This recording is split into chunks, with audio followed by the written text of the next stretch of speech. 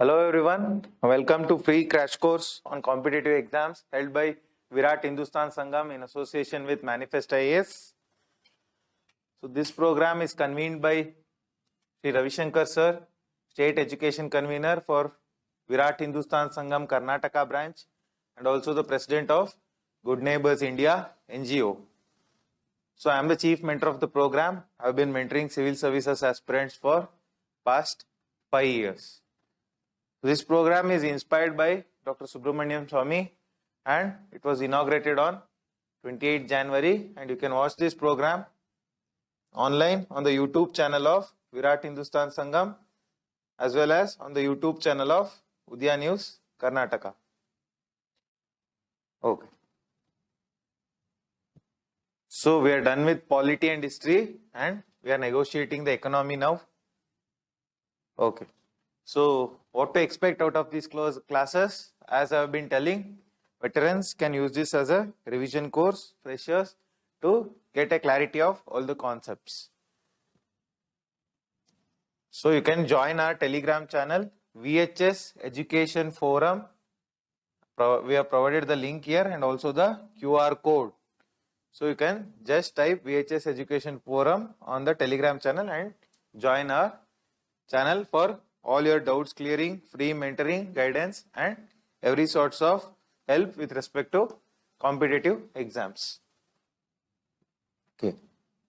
So today is the day 2 of economy and we'll talk about planning, industrial policy, $5 trillion and all these concepts.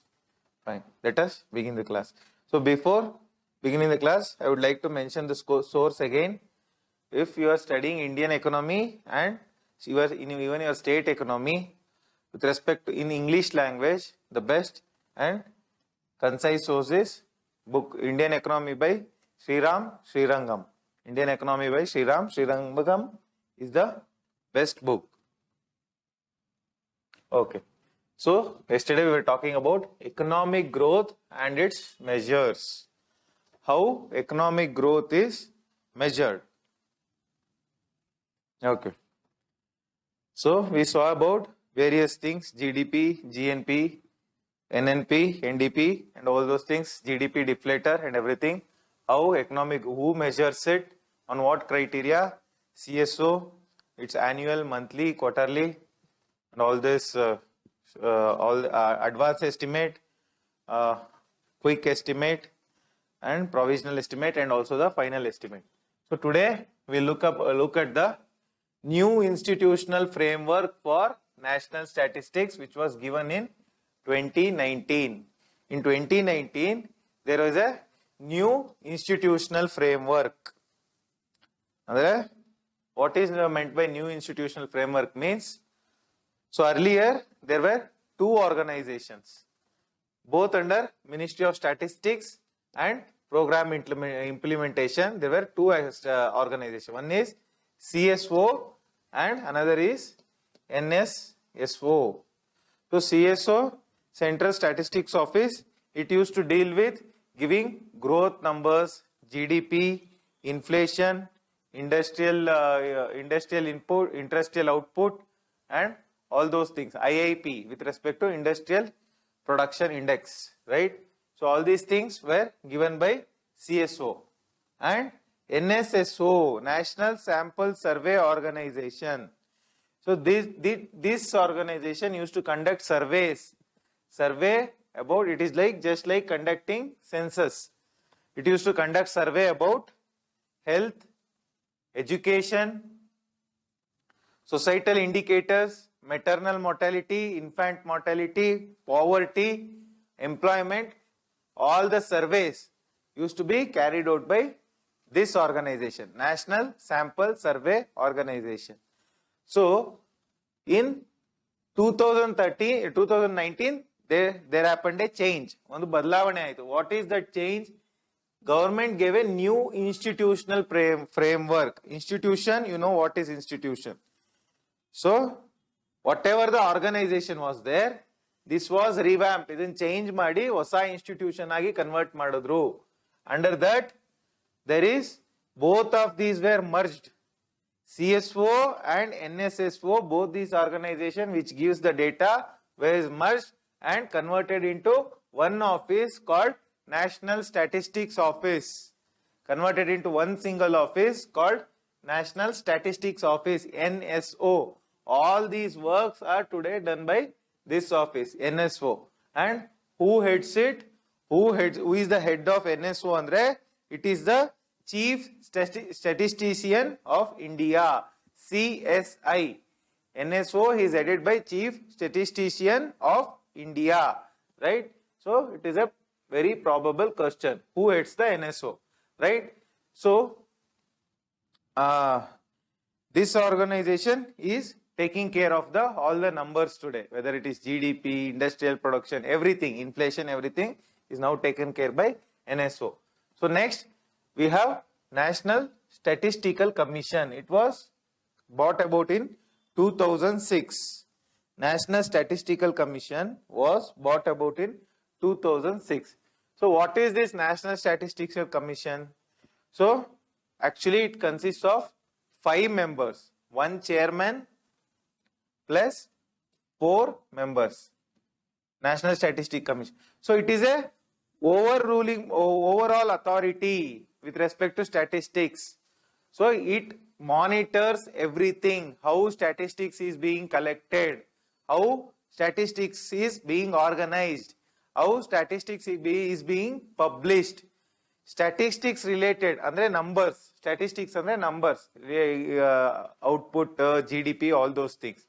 All these things, how adanna hege collect ಮಾಡ್ತಾ ಇದ್ದಾರೆ, ಹೇಗೆ organise ಮಾಡಿ, ಹೇಗೆ publish ಮಾಡ್ತಾ ಇದ್ದಾರೆ, and quality, is the data is of quality, is there any issues in the data, how, on what formula the statistics are classified, everything, overall monitoring is done by National Statistics Commission, established in 2006, right? Okay. Next we have new GDP series 2015. So after Narendra Modi ji government came, it started the new GDP series. New GDP series. So earlier there was GDP in a different way, right? So what is new about the new GDP series? Andre, one base year was changed. Earlier the base year, I told you about already the base year. What is base year?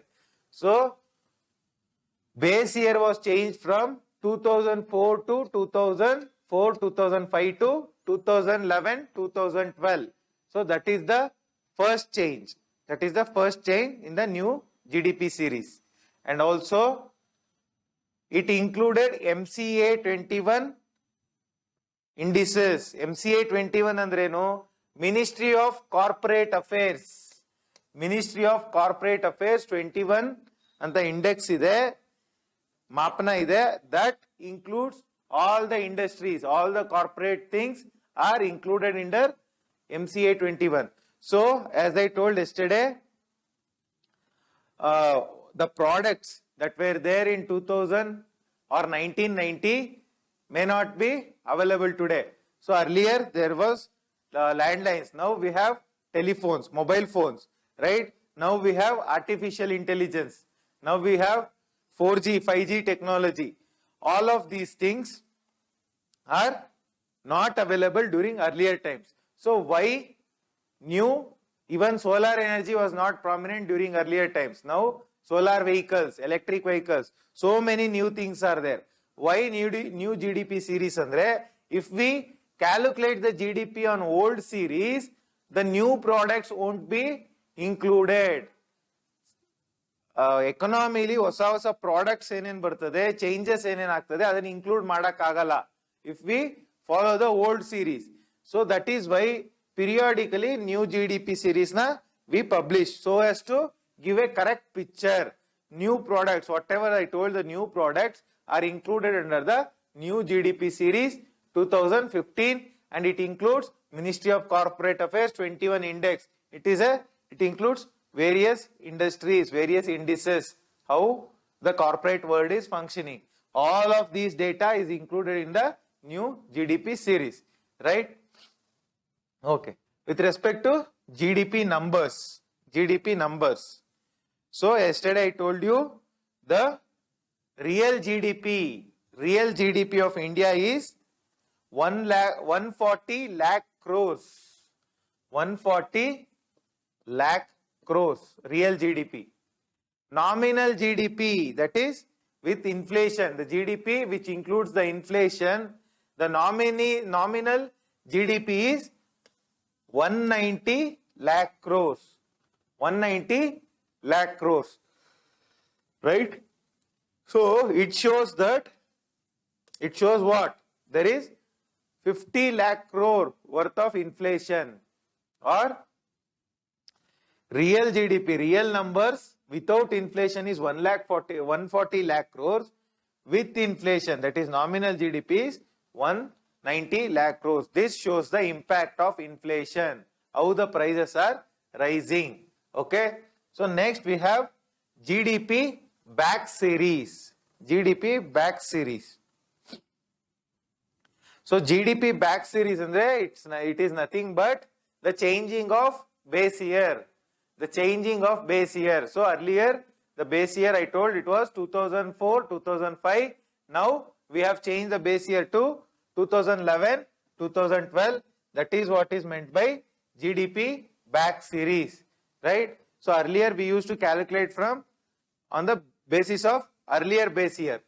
So that was Back Series. Now we have new series, new GDP series. Right? Splicing method. Splicing method andre eno? Splicing method is already I have taught you. It is nothing but dropping old products. Dropping old products. Landlines, telegram is not used today. Right? So whatever is getting old or non-usable, that we will drop in splicing method. The products which we are not using anymore, that we have, that are outdated, all those products are dropped. Right? For example, your landline, which is no more being used in a major way. Right? All those things will be dropped. Even telegrams got telegram machines, all of those things. And earlier there used to be pager. Pager used to be there. That we have dropped. So all those things we will drop, and as well as at the same time we will add new things. We will add new things. Artificial intelligence. So many new things which are coming, we are adding under splicing method. So this is all about the new institutional framework of GDP. Okay. So along with this, there is one more concept called System of National Accounting 2008. So it is given by UN Statistical Commission, United Nations Statistical Commission. So what is the System of National Accounts 2008? So earlier every country used to measure their GDP in their own way. There was no uniformity. Uniformity ಇರಲಿಲ್ಲ. GDP ನ ಒಬ್ರು ಒಂಥರ ತೋರಿಸಿದ್ರೆ ಇನ್ನೊಬ್ರು ಬೇರೆ country, another country used to show it in a different way. So ಹಾಗಾಗಿ to bring uniformity, how GDP is calculated, how growth is calculated, how economic potential is calculated, how inflation is calculated, economic related indicators ಯಾವ್ದ್ಯಾವ್ದಿದೆ ಅದನ್ನೆಲ್ಲ ಹೇಗೆ calculate ಮಾಡ್ತಾರೆ ಅನ್ನೋದಕ್ಕೆ we have brought in System of National, the UNSC, UN Statistical Commission in 2008 has brought about a System of National Accounts. System of National Accounts. So after this has come, countries are being forced to adhere to the standard.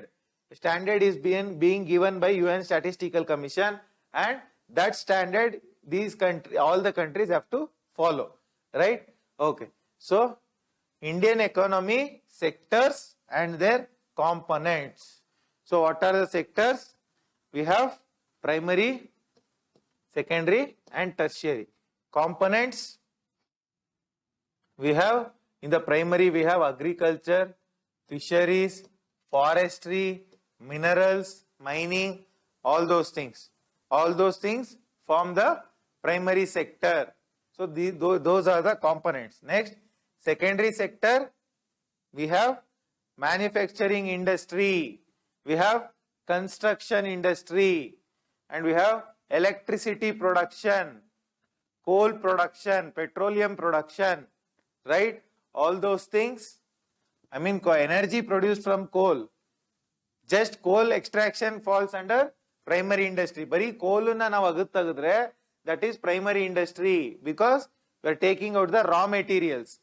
If we take that raw material and convert it into something else, then that falls under secondary industry, right? We have electricity production, manufacturing, construction, all those things which falls under secondary sector, right? Tertiary sector, all your trade, all your service sector, BPOs, KPOs, business processing outsourcing companies, IT companies, your hotels, tourism, trade, hospitals, education, everything, all services, transport sector, everything falls under tertiary sector. So this is a structural composition I have discussed already. What is the contribution of primary sector? It is around 18%, secondary sector 27%, and tertiary sector 54%. This is the structural composition of economy. How much, what category of economy composes how much in the economy? This is the structural composition. Next, we have structural changes in the economy. So, structural change. What do you mean by structural change, Andre? So, it is as simple as this. Formal and informal. Structural change means what? So, economy. Earlier, what used to happen? There used to be barter system. Barter system. Andre, ಇವತ್ತಿಗೂ ಹಳ್ಳಿಗಳಲ್ಲಿ ಜಾತ್ರೆಗಳಲ್ಲಿ money, if some places money is not used, you give 1 kg rice, I'll give you 1.5 kg wheat, right? No money is involved. You give me 1 cow, I'll give you 3 sheep, 3 or 4 sheep. Exchange of products, that is called barter system. But is the barter system used prominently today? No. Likewise, there are many changes in the economy.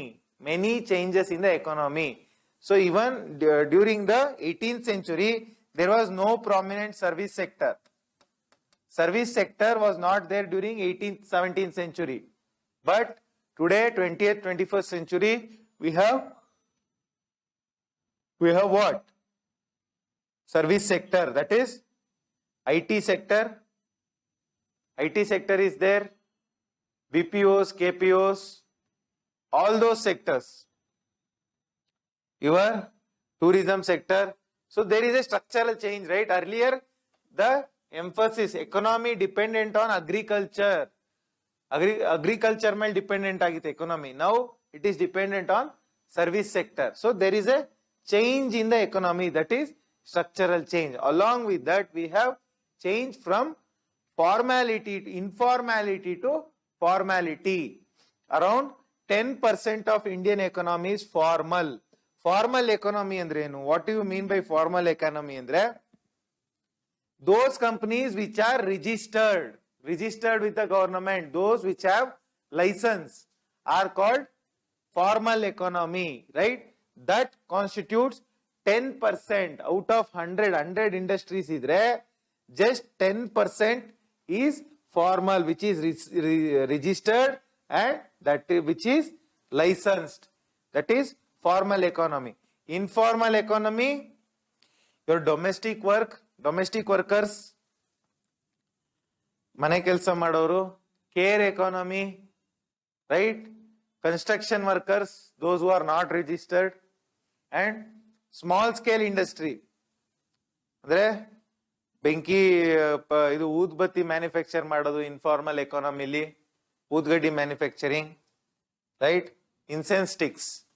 Along with that, informal ಎಕಾನಮಿಲಿ cracker manufacturing, right? Matchbox manufacturing. So all these things fall under informal economy, right? So informal economy ke one more criterion is there. If an establishment employs 10 or more employees plus electricity is used in the production, then it is formal economy and it should be registered as well. 20 or more employees, even without electricity, will become formal category. But that should be registered. 20ginta jasti idre, we even electricity irli bidli, then it will become formal economy. 10 jana idre, electricity is used, then it will become for 10 employees, formal economy. So formal economy registered under what acts? We have Industry Act. Industry Act is there, and we have Mining Act is there, Factories Act is there, right? And also your MSME registration is there. MSME registration portals are there. Spice industry registration, Udyam Aadhar anta ide. So all these things take you towards formality. Even for example, if you pay taxes, you are considered formal. Along with that, if you own a bank account and transact all your money through bank account, that is also called formal. So this is about formality. So economy is moving from informal to formal economy, right? So also economy is growing. Economy is growing, right? So growth itself, growth means what? So when an economy is growing, it shows a change. When economy grows, there should be change, right? There should be obviously a change when economy grows. So growth in an economy also shows a structural change in the economy. Okay. Next, I will talk about growth and development alternative measures. So till now, we spoke about GDP as the measure. GDP as the growth measure. But I told GDP alone is not sufficient.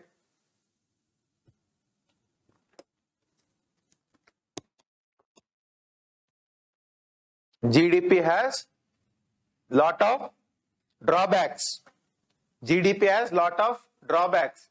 So when the GDP has lot of drawbacks, we need to look at other things. How do we measure economy in a better way? So GDP, one of the drawbacks enandre crimes. Suppose there is high crime in the society, Palle, Sullige, all those things. Avaga government will invest more in law and order, police machinery. So that will boost the economy, alva. That will boost the economy. When there is crime, government will invest on guns, government will invest on police, more salary. So when there is more investment, that will boost the economy, right? So when economy is boosted, GDP increases. When GDP increases, but GDP is increasing. So, but does that mean the society is peaceful? No, because GDP got increased because of crime. So GDP is not a good measure. Even for that matter, oil extraction, crude oil. So if you extract more and more crude oil, that will lead to increase in GDP. Increase in GDP, right? More vehicles will be driven. So increase in GDP. But does that mean extraction of oil is good? No, it will harm the environment, right? Similarly, guns. More sale of guns will boost the economy. But that shows there is crime in the society. There is no safety in the society. Even for that matter, commercial agriculture. If you produce more and more commercial goods, commercial agriculture. What is commercial agriculture? Silk, sugarcane, cotton, all those things. So if you manufacture more of those products, but GDP will increase. But on the other hand, it will impact the groundwater is more extracted, more usage of water in commercial agriculture, right?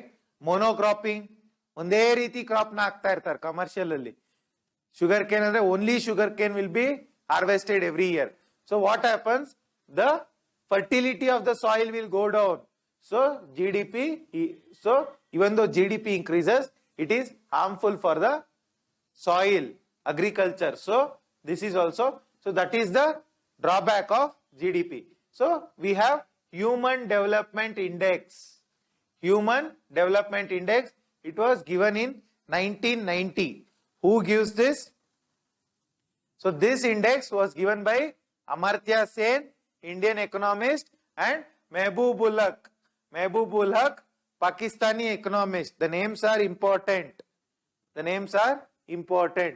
So the index is given by Mehboob-ul Haq and Amartya Sen in 1990. So who publishes this index? So this index is published by UN Development Program. United Nations Development Program publishes the Human Development Index. Okay. So on what basis does the Human Development Index measured? Human Development Index is measured on three indices. So what are the three indices? First, life expectancy at birth. So manushya huttudaga, when a person is born, what is his expectancy? Till how many years he can expect to live? Huttudaga ಎಷ್ಟು ವರ್ಷ ಅವನು ಬದುಕ್ತೀನಿ ಅಂತ ಅವನು ನಂಬ್ಕೋಬಹುದು. So during the time of independence, the life expectancy was just 28 years. If a person is born in 1900, he would, on an average, he would be dead by 1928. Diseases, wars, famines, so many other things. But today, the life expectancy has increased up to 70 years. 70 years is the life expectancy. Life expectancy is at birth. So, this shows good nutrition. There should be good nutrition should be there, good health care should be there. These two things, based on these two things, life expectancy can be decided. Good nutrition, good health care. Gross enrollment and adult literacy.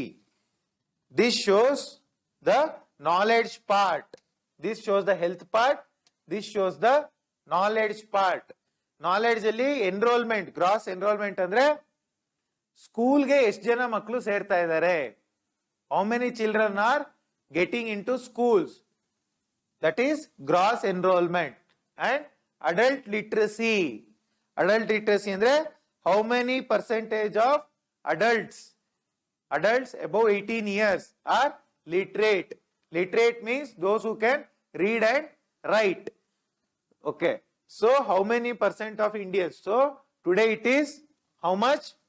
Average literacy in India is 75%. 75%. Average literacy, 84% for males and some 69 or 70% for females. But average is 75%. Adult literacy. Okay. Next, this measures the knowledge function. What does this measure? This measures the economic part, GDP per capita. Obruge GDP divided by the population is GDP per capita. So this shows the economic part. This shows the standard of living. If GDP per capita is high, standard of living is high. Right? So based on these three things, idu ಮೂರು ಚೆನ್ನಾಗಿತ್ತು ಅಂದ್ರೆ then there is good human development. If your knowledge is good, if your health is good, your economy is good, then there is human development, proper human development. This is the concept. So there is a score between 0 to 1. 0 to 1 is the score. So India falls under medium category. Medium category. There are three categories: low, medium and high. Low, medium and high. So medium category, India falls under 0.624 is the score. India's score is 0.624 in Human Development Index, right? Okay. We have Genuine Progress Index, USA. Genuine progress, not just economic progress, not just economic progress.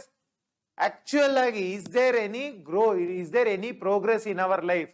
Are we really progressing in terms of health, education, wealth, right? Standard of living, leisure, all those things, are we really progressing? That is measured by Genuine Progress Index. It was given by USA economists. One think tank is there. Not exactly USA government. There is a think tank. Think tank andre just like our Niti Aayog, some organization in USA gives the Genuine Progress Index. It is based on health, education, wealth, all those things. Next we have Social Progress Index. Social Progress Index. So Social Progress Index ಸಾಮಾಜಿಕವಾಗಿ ಎಷ್ಟು ನಾವು ಮುಂದುವರೆದಿದ್ದೀವಿ. So that is given by Social Progress Imperative. Social Progress Imperative ಅಂತ ಒಂದು organisation ಇದೆ in Europe that gives the Social Progress Index. So it shows human needs. It is measured on three indicators. One is human needs. ಬೇಡಿಕೆಗಳು ಏನು? Food, shelter and clothing. Food, shelter and clothing, employment, all of these comes under human needs. Next, well-being. Well-being andre good health, happiness, right? No crime, psychological peace. All these things come under well-being. Next, opportunity, economic opportunity, employment opportunity. All these things come under the opportunity part. Idu ಮೂರು ಇತ್ತು ಅಂದ್ರೆ then there is good social progress index. The score, the rank in social progress index is high. If these three things are low, then social progress index is low. Clear? Okay. So next we have gross national happiness. Which country measures gross national happiness? Measured by Bhutan. Bhutan measures gross national happiness. So it is given by Bhutan King Jigme Singye Wangchuk. It is given by Bhutan King Jigme Singye Wangchuk. He gives this gross national happiness. So GDP there are lot of limitations. So we will follow gross national happiness. So what is this gross national happiness? It is based on socio-economic development. First criteria, socio-economic development. ಸಾಮಾಜಿಕ ಮತ್ತು ಆರ್ಥಿಕ ಬೆಳವಣಿಗೆ. First criterion. Not only social and economic but also cultural values. ಸಾಂಸ್ಕೃತಿಕ ಮೌಲ್ಯಗಳು. If we follow that, then we are happy. ಸಾಂಸ್ಕೃತಿಕ ಮೌಲ್ಯಗಳು means what? Respecting the elders, protecting environment, seeing God in environment, using water in a limited way, treating all animals good. So all of these things comes under cultural values. If we follow that, we are happy anta ivaru heltare. Next we have environment. If we protect the environment, if the environment is good, then we are happy. There is proper protection of environment, then we are happy. Not only that, good governance. What is good governance? When is Good Governance Day celebrated? December 25th, on the birthday of Atal Bihari Vajpayee. So good governance means when there is no corruption, when there is zero corruption, when the services, government services are given effectively, There is no time delay. There is quality service. If you travel by KSRTC, there is cleanliness in the bus. The bus arrives on time. Drivers and conductors talk to the passengers in a good way. Government services. When that happens, that we can call good governance in the transport sector. In the revenue department, if the caste certificates are issued on time, right? If there is grievance redressal, if there is any problem you face, your problems are easily solved. And there is digital governance. Digital governance, you need not go to the office, you can just submit the application online. All these things fall under the good governance. So good governance also contributes to gross national happiness anta Bhutan says, right? Next, we have happiness index. So this report is published called World Happiness Report. World Happiness Report is published, is starting from 2012. 2012 Inda we are publishing, I mean the world is publishing World Happiness Report. So this is published by Sustainable Development Solutions Network. Very, very important. Who publishes? They ask you what is the index and who publishes it. So this World Happiness Report is published by Sustainable Development Solutions Network, SDSN. So it publishes the happiness index. So on this index, all the European countries are on the higher level. Top ranks are taken by European countries. First rank is Finland. Where is Finland? Northern Europe, right? Northern Europe, Nordic country. Finland is called a Nordic country, right? Okay, also called a Scandinavian country. So there are Scandinavia. Scandinavia is a peninsula. I am going to talk about peninsula when we handle geography, right? Okay. So Finland. Okay. So what is happiness index depends on when you have good income, you are happy, right? So if you get 1 lakh salary, obviously you will be happy. Income, it is based on income. It is based on life expectancy. Would you be happy if you are told that you will die by the age 35? No. If the life expectancy is 100 years, then you would obviously be happy, right? Next, social support. Social support, for example, in the old age, if the old age people are thrown on the roads or old age home, right? If there is no support, there is no happiness. But government takes care of them. Government provides benefits to them. Vaya Vandana Yojana, Pradhan Mantri Vaya Vandana Yojana, Indira Gandhi National Old Age Scheme, right? And Support and Maintenance to Older Persons Act 2007. Under all these things, social support is given to elder people. Only elder people? No. Physically disabled people, for them also we are giving social support. Transgender people, we are giving social support. SC/ST population, we are providing social support. If that is there, then there is happiness. Along with that, freedom, if there is freedom. So if you have freedom of speech, if you can travel wherever you want within the country, freedom of speech, you can practice any occupation you want. Ene kelsa madbodu, whatever you want. So if there is freedom, then you are happy. And if there is trust, suppose you give 100 rupees to some person, if he doesn't return, would you be happy? No. So, but if there is trust in the society, then there is happiness. Along with that, if there is generosity andre, those who are willing, those who have money, they give money to the poor people, generous, philanthropy, dana dharma.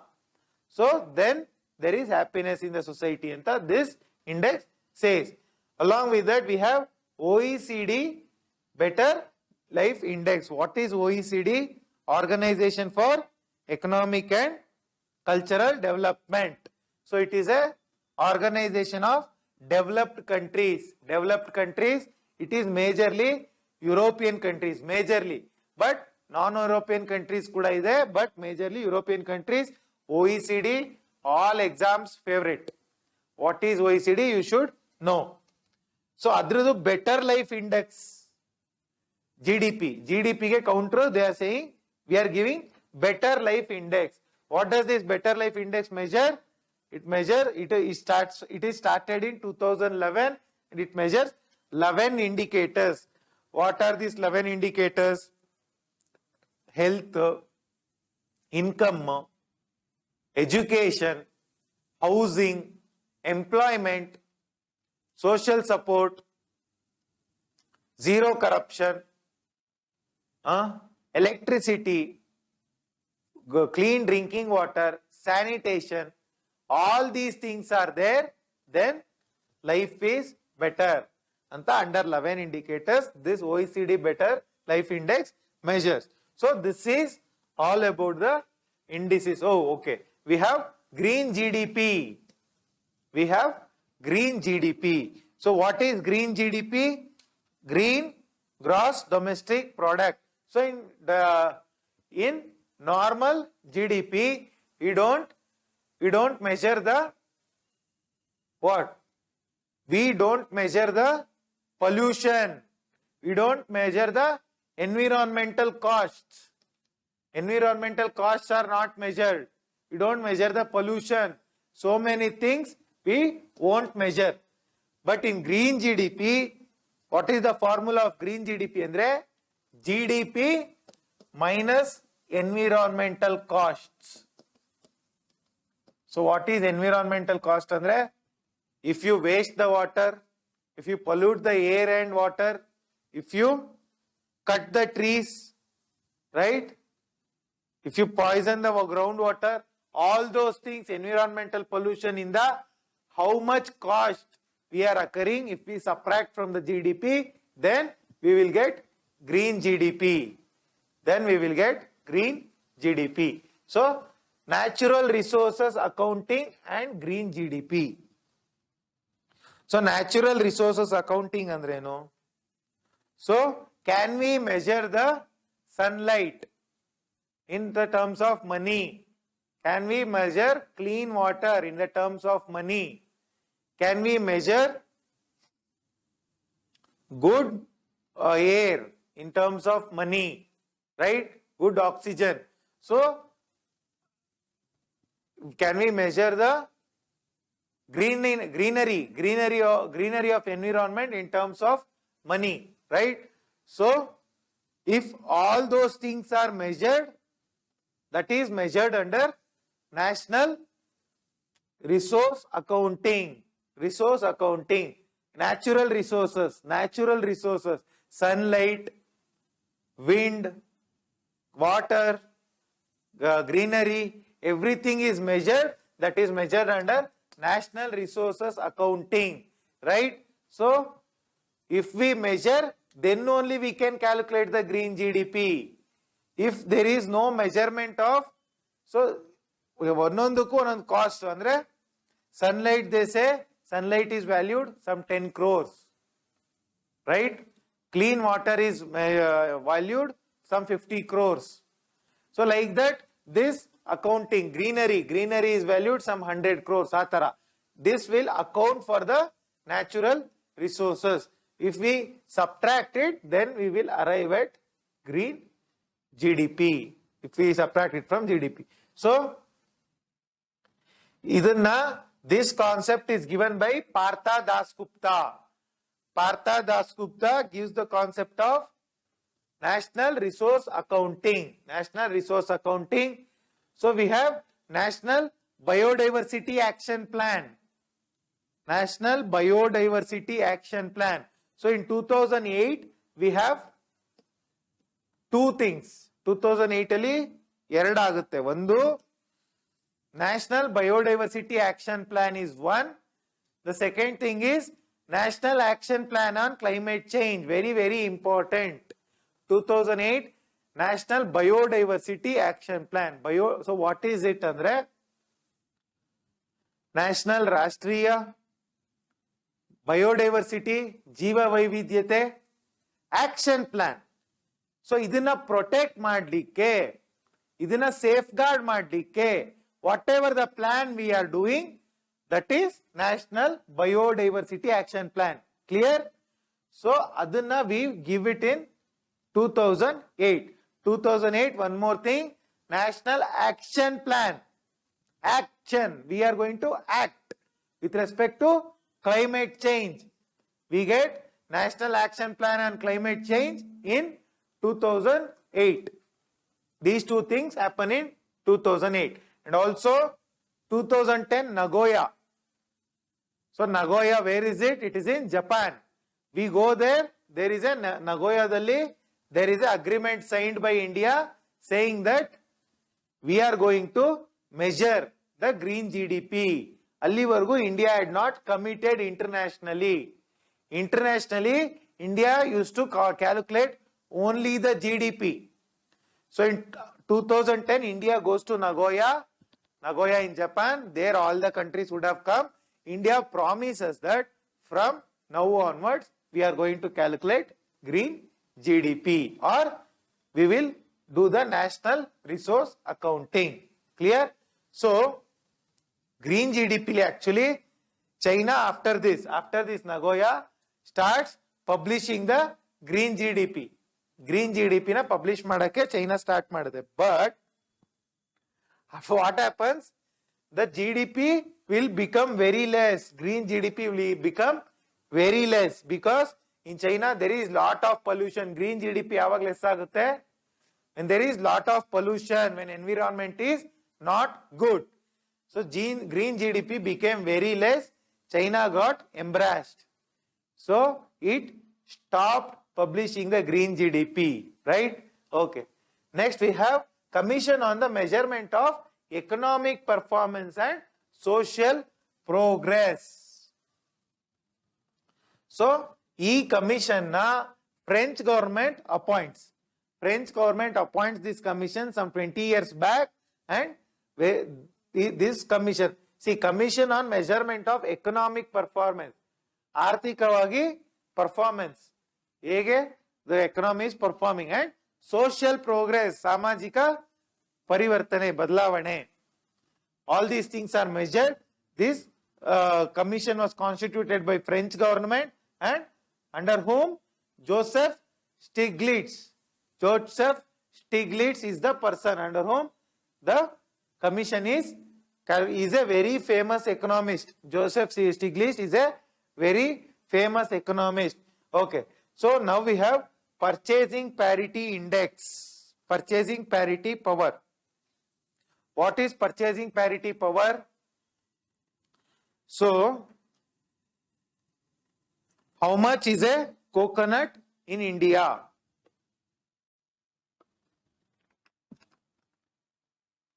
So let us say a coconut is valued at 20 rupees in India. Coconut value in India is 20 rupees, right? 20 rupees. So the same coconut, let us say in USA, is $1. $1 USA, which is 75 rupees. Correct? USA in terms of dollar, $1, 75 rupees. So illi we will get how much coconuts? We will get approximately 4 coconuts for the same price in India, right? If we use this same thing, we will get 4 coconuts in India. So the purchasing power, you purchase something. A purchasing power, every currency, suppose this is a currency, it has a power. how much it can purchase. So the purchasing power of Indian rupee can purchase a coconut in $20, whereas the 20 rupees US dollar can purchase a coconut in $1. So which currency is more powerful here? Indian currency, because it is purchasing a coconut at just 20 rupees. Indian currency can purchase how many coconuts in $1? Some 4 coconuts. So this is more powerful. Purchasing parity.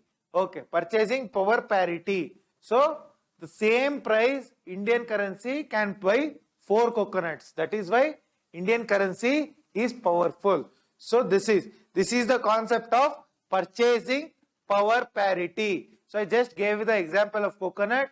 You can take it to anything. So usually iPhone gets manufactured, Apple, right? There an iPhone Pro recent model 13 Pro cost $999.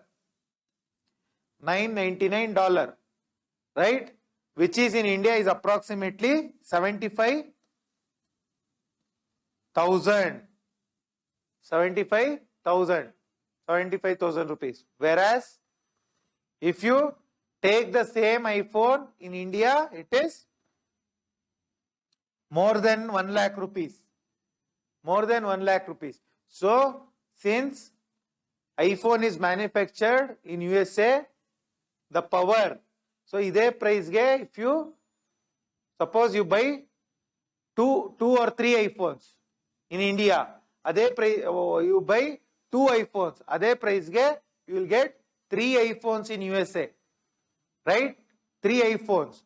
So here the purchasing power of US dollar is more, because for the same money US dollar is buying more products. So atara. So this is about the purchasing power parity. Clear? Okay. So illi purchasing power parity li GDP is measured in terms of purchasing power parity, GDP. So when we measure the GDP, when I told India's GDP is worth 140 lakh crore in real terms. In real GDP is 140 lakh crore andre. So it means that we are measuring with respect to rupees, right? So if we compare the GDPs of all the countries, we will compare it with, suppose GDP of USA, let us assume, is $1,000. Right? So in India, the GDP comes to how much? So Indian rupee eshtayitu US GDP 75,000 rupees. 75,000 rupees. US GDP in Indian rupee terms, right? Whereas in the terms of purchasing power parity. So this is with respect to market exchange rate. Market exchange rate ali, similarly you can convert 140 lakh crore in dollar terms. So just divide it by 75 rupees. $1 is 75 today. Divide, you will get it in dollar terms. Clear? Market exchange rate ali. But is market exchange rate valued always? No. Because why? Purchasing power parity is different. Purchasing power parity, I already told. A currency has a different purchasing power. So now just to blind agi, we are measuring, we are converting it from one currency to another currency and we are comparing the GDP. But if we calculate the GDP of India in PPP terms, purchasing power parity kuda GDP in calculate ಮಾಡ್ತಾರೆ. How much Indian currency can buy actually. if we compare the GDP, so GDP, all the countries, GDP, if we calculate, India's position is around 6th or 7th in the world, around 6th position, largest GDP in the world. But when we calculate the GDP in terms of PPP terms, purchasing power parity, India's GDP is what? 3rd position. So even normal GDP andre market exchange rate alli if we calculate the GDP, USA is the world's biggest economy, China is the 2nd economy in the world. But if we calculate the GDP in terms of PPP, China is the world's 1st economy, because Chinese currency in their local products it can buy more. So PPP China will become, so $25 trillion economy. China's economy is $25 trillion in PPP terms, whereas USA economy is $20 trillion in PPP terms, right? This is with respect to GDP at market exchange rate. This is not correct. GDP at PPP gives the actual value. These are the two kinds of GDP comparison for comparison purpose. Next, we have the developed, developing and least developed countries. So developed countries means it has all the facilities, health, education, industry, service sector, everything has grown properly. Then we call that as a developed country. Developing, which is moving from least developed country to developed country. Least developed inta developed ge yav country hogta ide, that is called developing. So all your developed countries, European countries, USA, Japan, all these are, Australia, Canada, all these are developed countries, already developed. There is proper industrialization, proper service sector, all facilities are there, economy is good, all these things are developed countries. India is a developing country.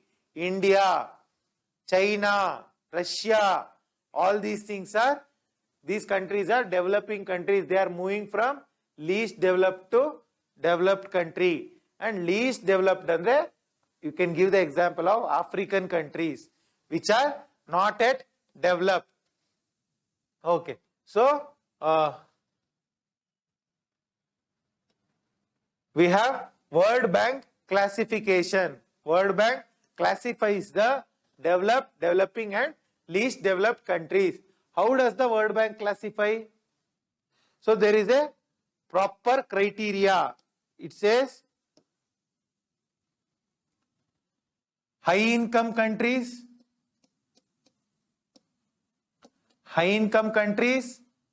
upper middle income countries, upper middle income, lower middle income countries and low income countries.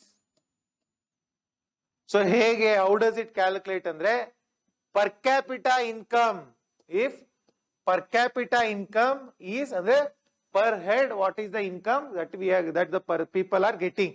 If it is more than $12,000, if it is more than $12,000, then that economy is a high income economy, high income country, right? Upper middle andre, if it is between $4,000 to $4,000 to $12,000 idre, then it is a upper middle economy, upper middle income country. Lower middle andre from $1,000 to $4,000, $1,000 to $4,000 idre, then it is a lower middle country.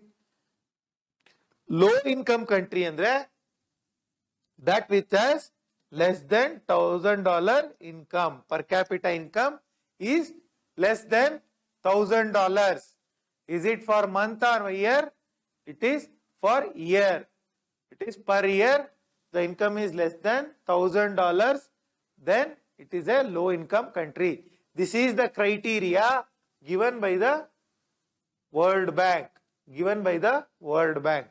Right? Okay. So also NIC, here we have the concept of NIC. NIC andre newly industrialized countries. Newly industrialized countries. So that is China, right? China industrialized after 1980s, whereas USA, Europe industrialized during 18th century, 17th century or 19th century. So China newly industrialized. Japan, Japan also industrialized in the last century. India is also newly industrialized. African countries, most of the countries are newly industrialized countries, right? Okay. So next we have least developed countries. Least developed countries I spoke about here. What is the least developed country?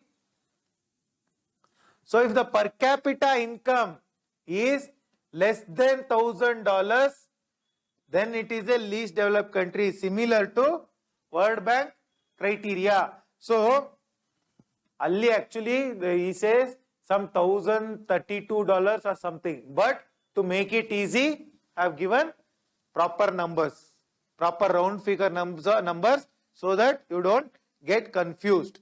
So least developed country actually less than $1,000 of income, then it is least developed country. Next, human resource weakness. Human resource, what is human resource? If a person, see I am a human resource. What resource I have? Knowledge resource, physical capacity to work, right? All these things gets contributed to human resource. When can we say a human resource is high? If there is proper education, if there is proper skill development, if there is proper health, right? Proper income, then we can say human resource is good. But in least developed countries, the human resource is weak. Clear? And economic vulnerability. These countries are vulnerable to economic vulnerabilities. Andre resources illa. So minerals, agriculture, all the resources are low, right? And there is huge indebtedness. Tumba sala madirkondirtave countries, right? And also there is no forex reserve. Forex, foreign exchange iralla, right? And the banking sectors will be weak. Banking sectors will be weak. Economic investment iralla, there is no investment, there is no trade. So all these criteria will relate to least developed countries. So this is the criteria: per capita income, human resources weakness, and economic vulnerability, right? Okay. So next we will speak about public goods. So what are public goods? So we have public goods andre your parks, those are public goods. Roads, public goods. Bridges, public goods. Lakes, tanks, keregalu, those are public goods. You can access them. Government buildings, public goods. Government services, public goods, right? So those are public goods. So those public goods, they are non-rivalrous. Non-rivalrous. What do you mean by non-rivalrous? See, if I access a public park, if I go and access a public park, will it exclude some other person from accessing? No. Even some other person can also come. So it is not exclusive. Mutually, it will not. If I consume the public park, if I use the road, it will not prohibit another person from using the road. So it is public goods are non-rivalrous. Public goods are non-excludable. Andre no person can be excluded from accessing the public good. Poor, rich, upper caste, lower caste, female, male, everybody can access. Next, in the public good, we have merit, non-merit and demerit goods. Very important. Merit goods, what do you mean by merit goods? For example, PDS system, rations, those are merit goods, right? And also public parks, merit goods, because you go there, you get rejuvenated, right? Roads, they are merit goods because it will help you travel. So public transport is a merit good, right? Non-merit goods andre, so non-merit means it is not a bad connotation, but those who have money, only those people can afford non-merit goods. Those who have money, only they can afford. So illi education, Samagra Shiksha, government education is a merit good, whereas medical education is not a non-merit good, because only those who have money can access the higher education or medical education. So it is a non-merit good. Going to public hospital, district hospital is a merit good, but going to Fortis, Apollo, all these hospital, non-merit good because it requires money. Then demerit goods. What are demerit goods? Bad goods, alcohol, cigarettes, drugs. All these things are demerit goods. These should be taxed heavily. Drugs though it is prohibited, but alcohol, cigarette, pan masala, all these things are demerit goods. Even your horse race is also a demerit good.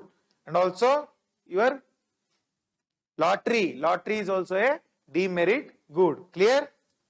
Because it causes bad for the society. It is bad for the society. Okay. Next chapter we will move towards planned economic development and Niti Aayog. Planned economic development and Niti Aayog. What is planned economic development? So planned economy, what is the concept of planned economy? So does economy take place haphazardly? Like hegandrege economy agutta. So when it comes to government handling the economy, can the government handle the economy in a haphazard way?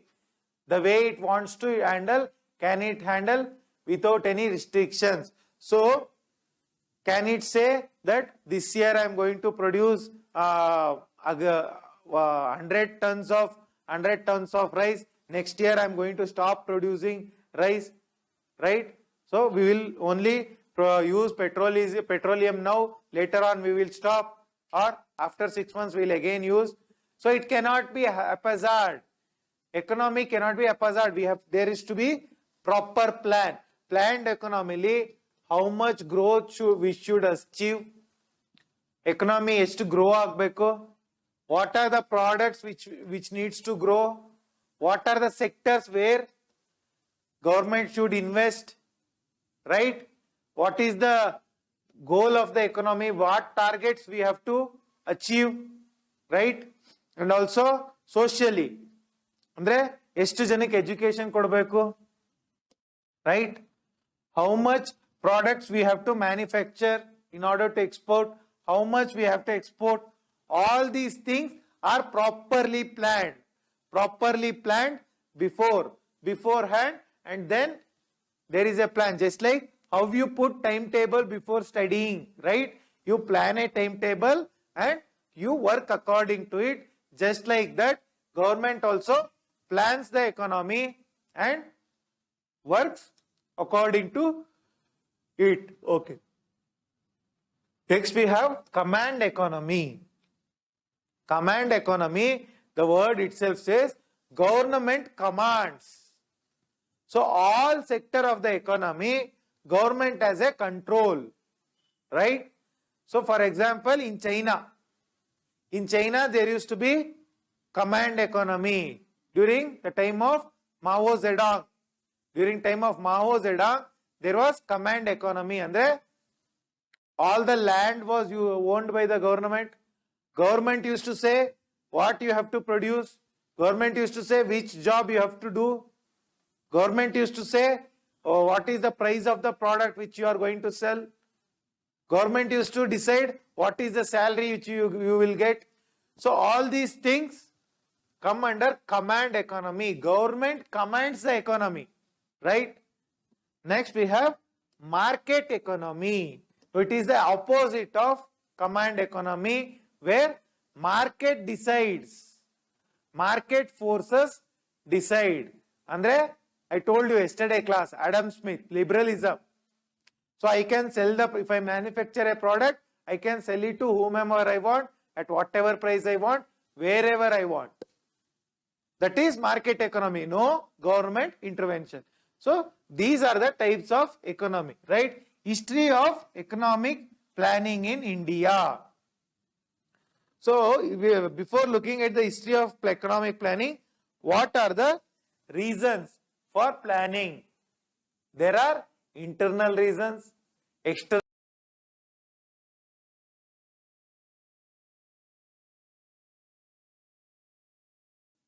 Jawaharlal Nehru was inspired by planning. He visits Soviet Union. He sees there.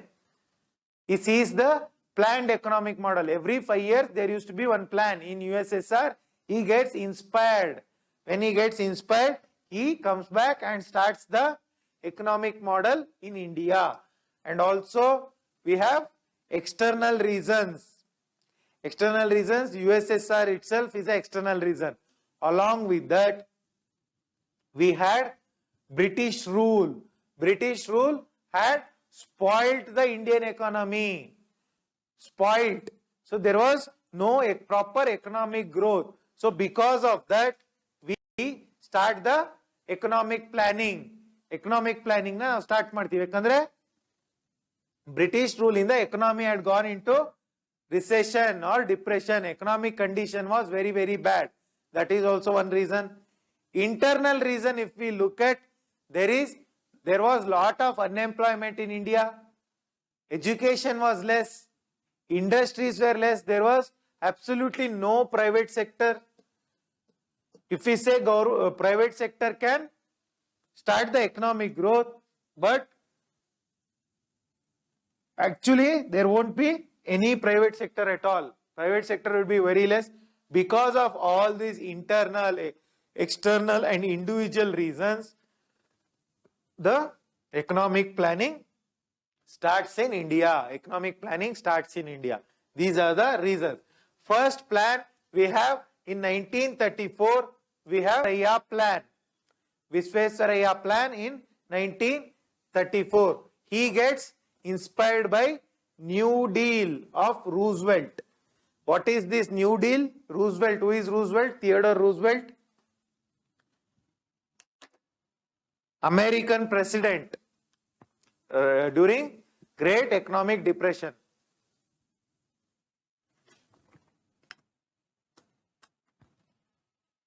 Great Economic Depression aguttalla in 1929.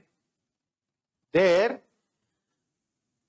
Roosevelt will be the president. So, what does Roosevelt use? He uses the Keynesian model. Keynesian model andre government support. Government invests lot of money in the economy. Government invests lot of money in the economy, and I told you, when the government invests, demand increases, production increases, employment increases. There is a positive spiral. So that is the New Deal of Roosevelt.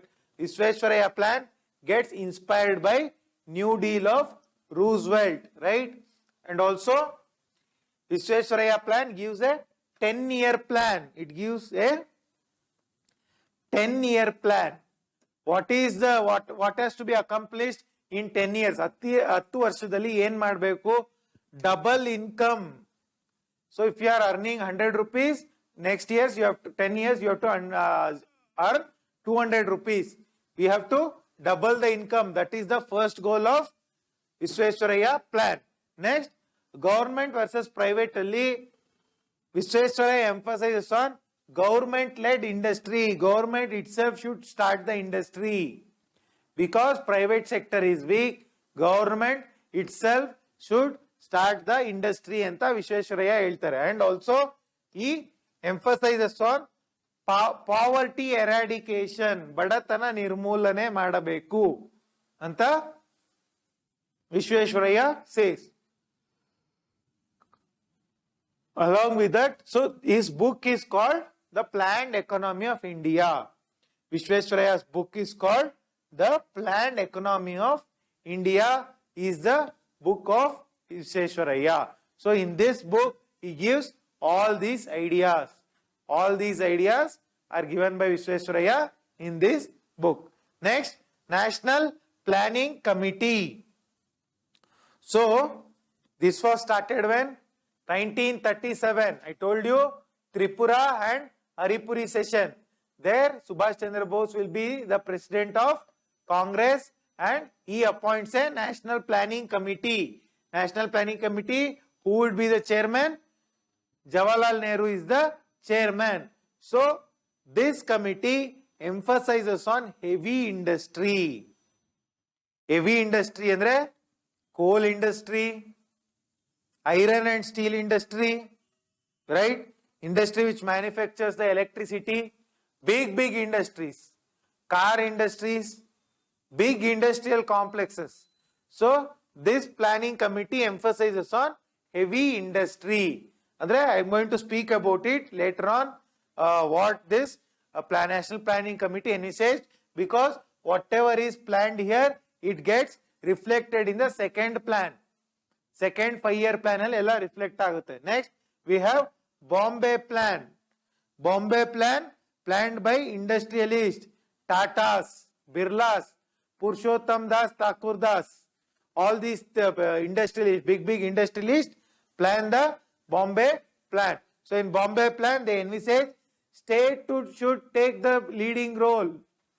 Government should take the leading role and it should invest in economy. It should create the industry. It should not be, industry should not be left for the private sector itself, because industry, if we left to private sector, it won't grow because there is lot of weakness.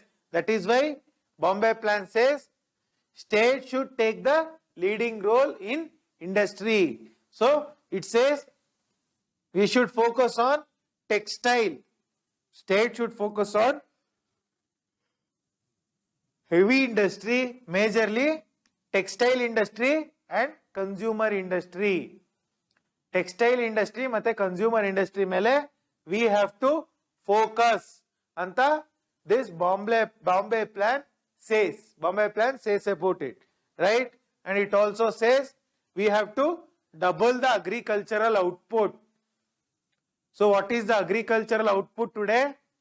It is 15% of the economy.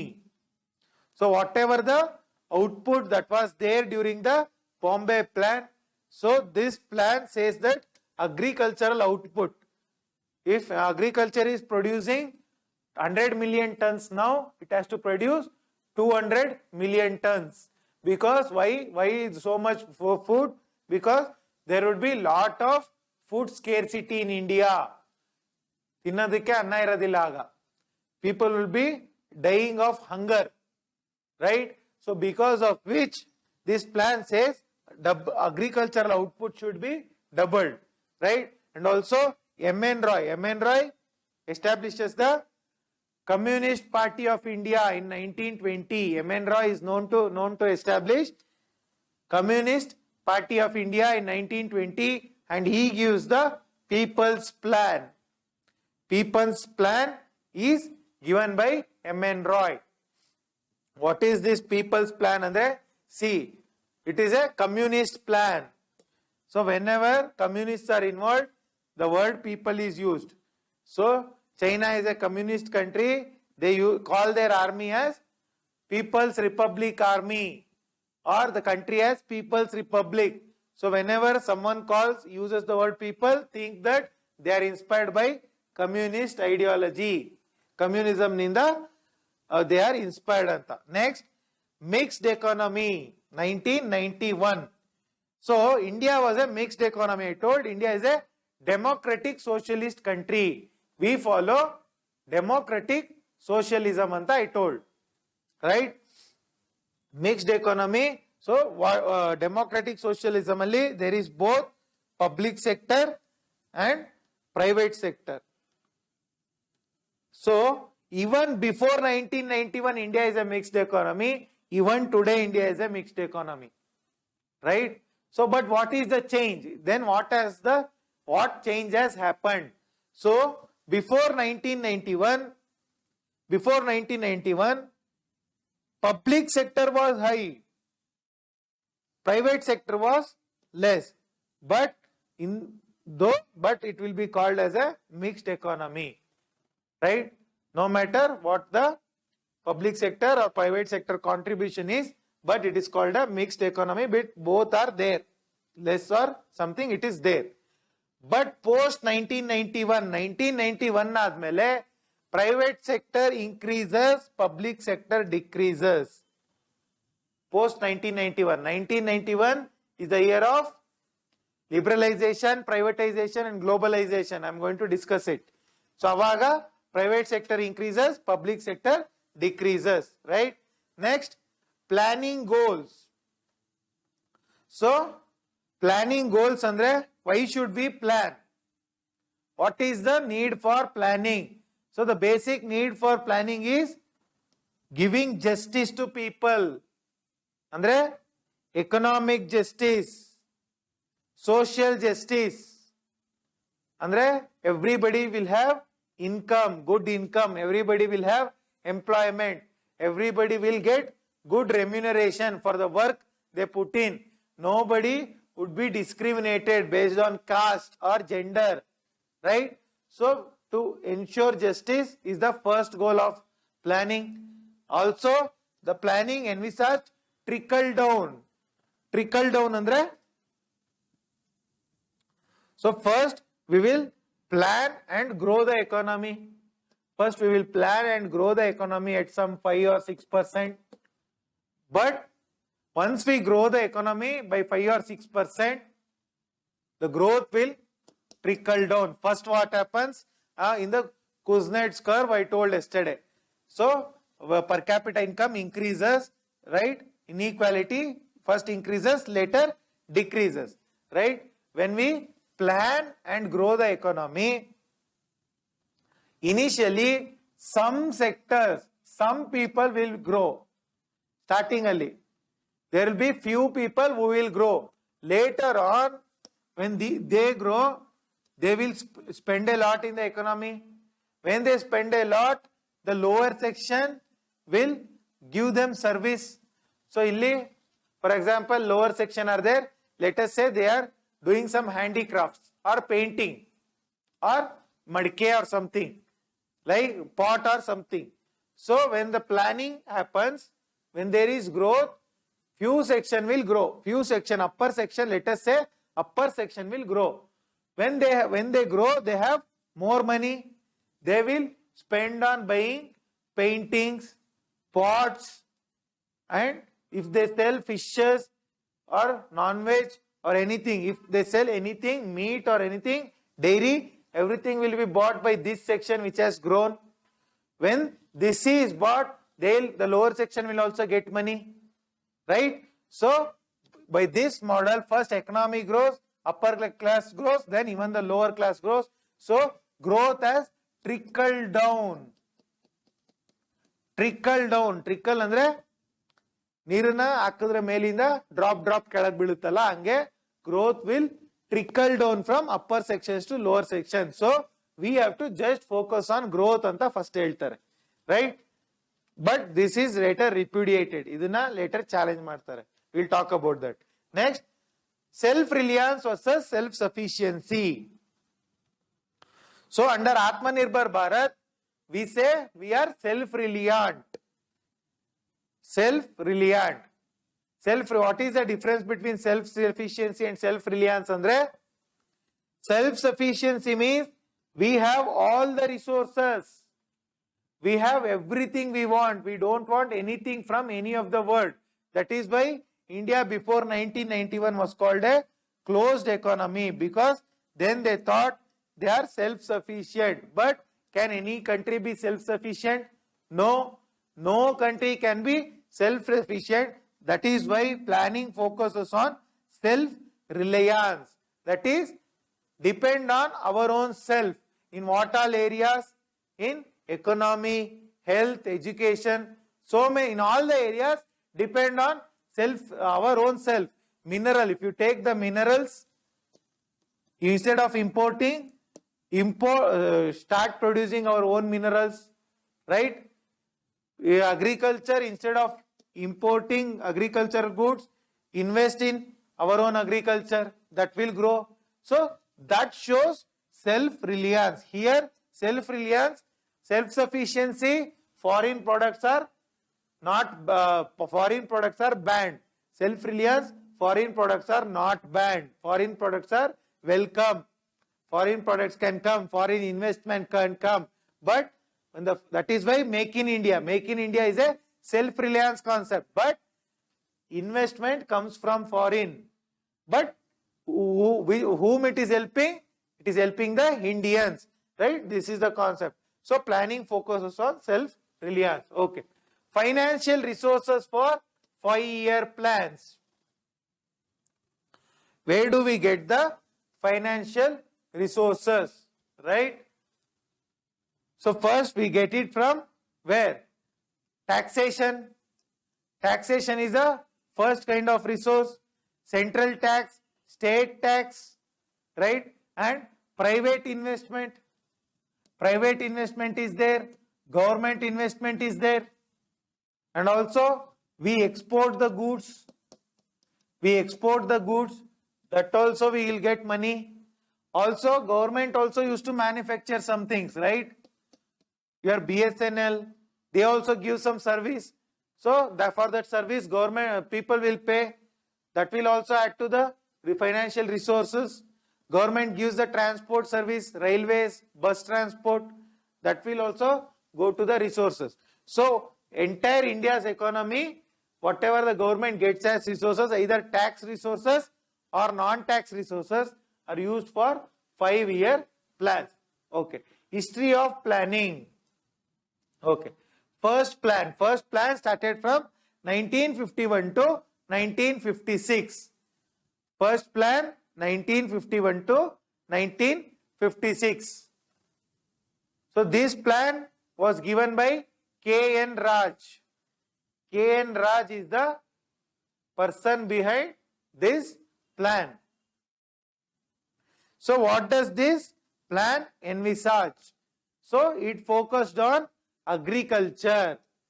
First plan in India focused on agriculture. They are going to ask, what did first plan focus upon in the Indian planning process? It focused on agriculture. So next, second plan 1956 to 61. 1956 to 61.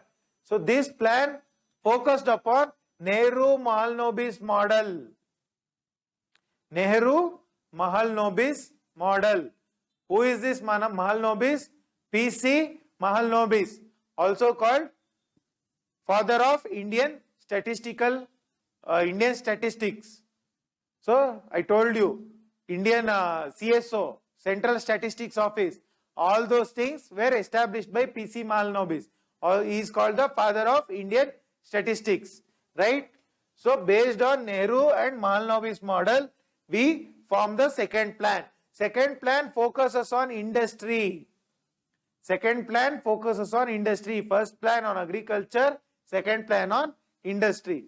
What is? So it focuses on basic industry. What do you mean by basic industry? Iron and steel is a basic industry, because without iron and steel nothing can be done, right? And also apart from iron and steel, Coal industry is a basic industry, right? Textile industry is a basic industry, right? So it focused on basic goods. It focused on basic goods or consumer goods. Consumer goods. Consumer goods andre clothes, right? Landlines, clothes, landlines, and also equipments like radio, manufacturing of radios, consumer goods, andre whatever bags, electric bulbs, all those things. So it focuses on basic industry, right? And it says we have to manufacture machines which manufacture the machines. Machines which manufacture the machines, right? Suppose iron and steel industry is there. From iron and steel industry, we manufacture one automobile industry. One automobile machine na we manufacture, which manufactures the car. So this is a machine which manufactures the another machine. Machine which manufactures the machine. That is what focused in the second plan, right? And also it focused on investment. It focused on getting investment, public investment, right? And it focused on import substitution. Second plan, very, very important point. Import substitution. Andre, instead of importing any goods, we are going to manufacture it ourselves. Instead of importing any goods, we will manufacture it ourselves. Right? We won't depend on anyone. That is import substitution. Next, it focused on public sector.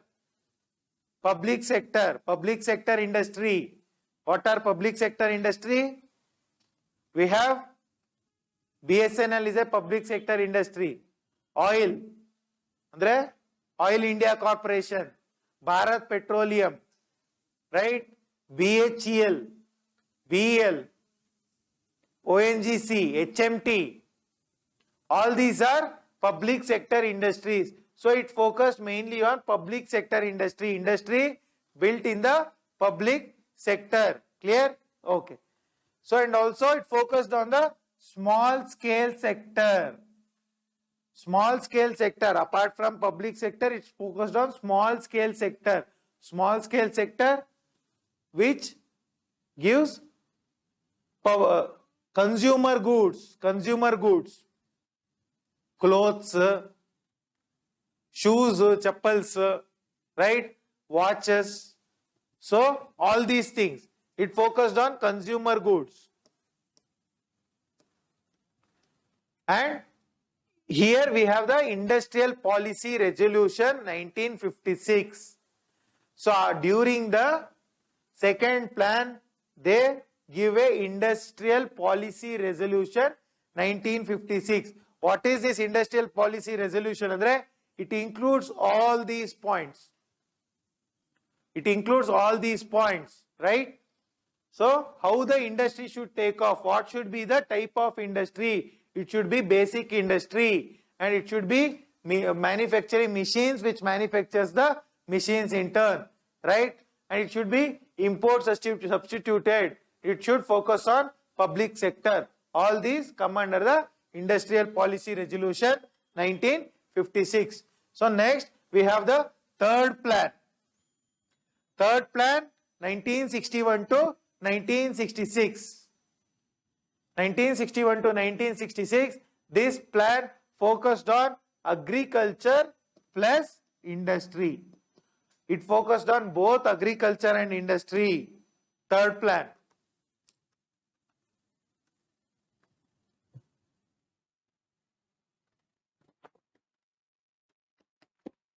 Third plan focused on both agriculture and industry. So here, during the third plan, Indo-China war happens. Indo-China war happens, 1962. And 1965, there is war with Pakistan. war with Pakistan. So here, since lot of wars and also Lal Bahadur Shastri gets killed 1966, and there will be food scarcity in India. So because of all these reasons, plan won't take place after 1966. So there will be annual plans. Muro naako annual plan ಮಾಡ್ತಾರೆ. Instead of 5-year plan, they do annual plans. So this planning 5-year ಯಾಕಿರಬೇಕು ಅಂದ್ರೆ, this is inspired by Soviet Union.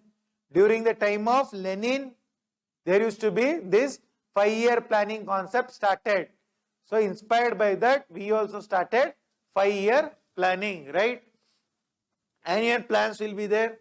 So next, fourth plan starts in 1969 to 1974. The aim of this plan is growth with stability. Growth with stability is the aim of the fourth plan. Fourth plan aim madadu growth with stability na. Growth agbeku, stable agu irbeku. So earlier what used to happen, there used to grow, the economy used to grow, but it used to be unstable. Sometimes it used to fall down suddenly. Sometimes there will be huge unemployment, right? Sometimes there will be huge inflation. There won't be proper what? There won't be proper stability in the economy. That is why this plan focuses on growth with stability. Clear? So here the role of Indira Gandhi is very, very important. So Indira Gandhi nationalizes the banks. Banks would be nationalized. So all your banks, public sector banks today, they were all private banks earlier. So it was Indira Gandhi who nationalized all the banks in 1969, 1970 times. Around 1969, 1970, she nationalizes all the banks. And also, she abolishes the privy purse of kings. So, when during the unification of India by Sardar Vallabhbhai Patel, in order to join India,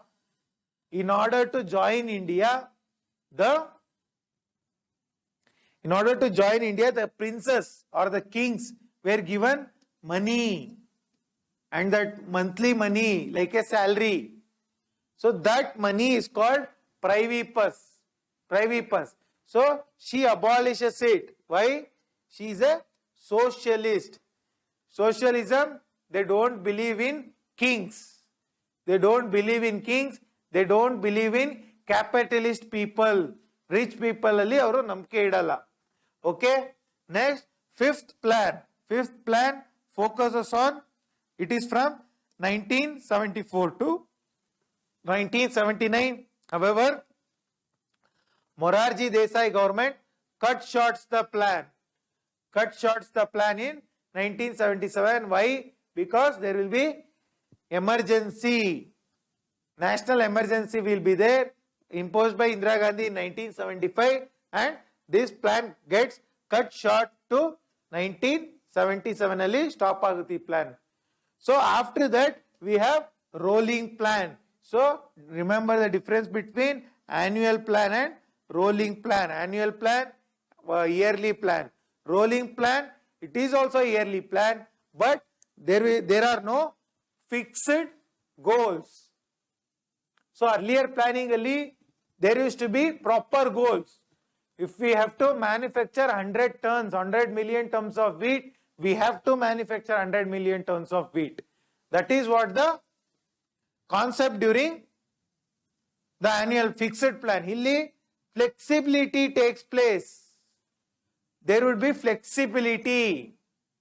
Andre, if they say India has to extract 1 million ton of coal in another 5 years or in another 1 year, since this is a yearly plan, this plan would get satisfied even when they extract just 50,000 tons.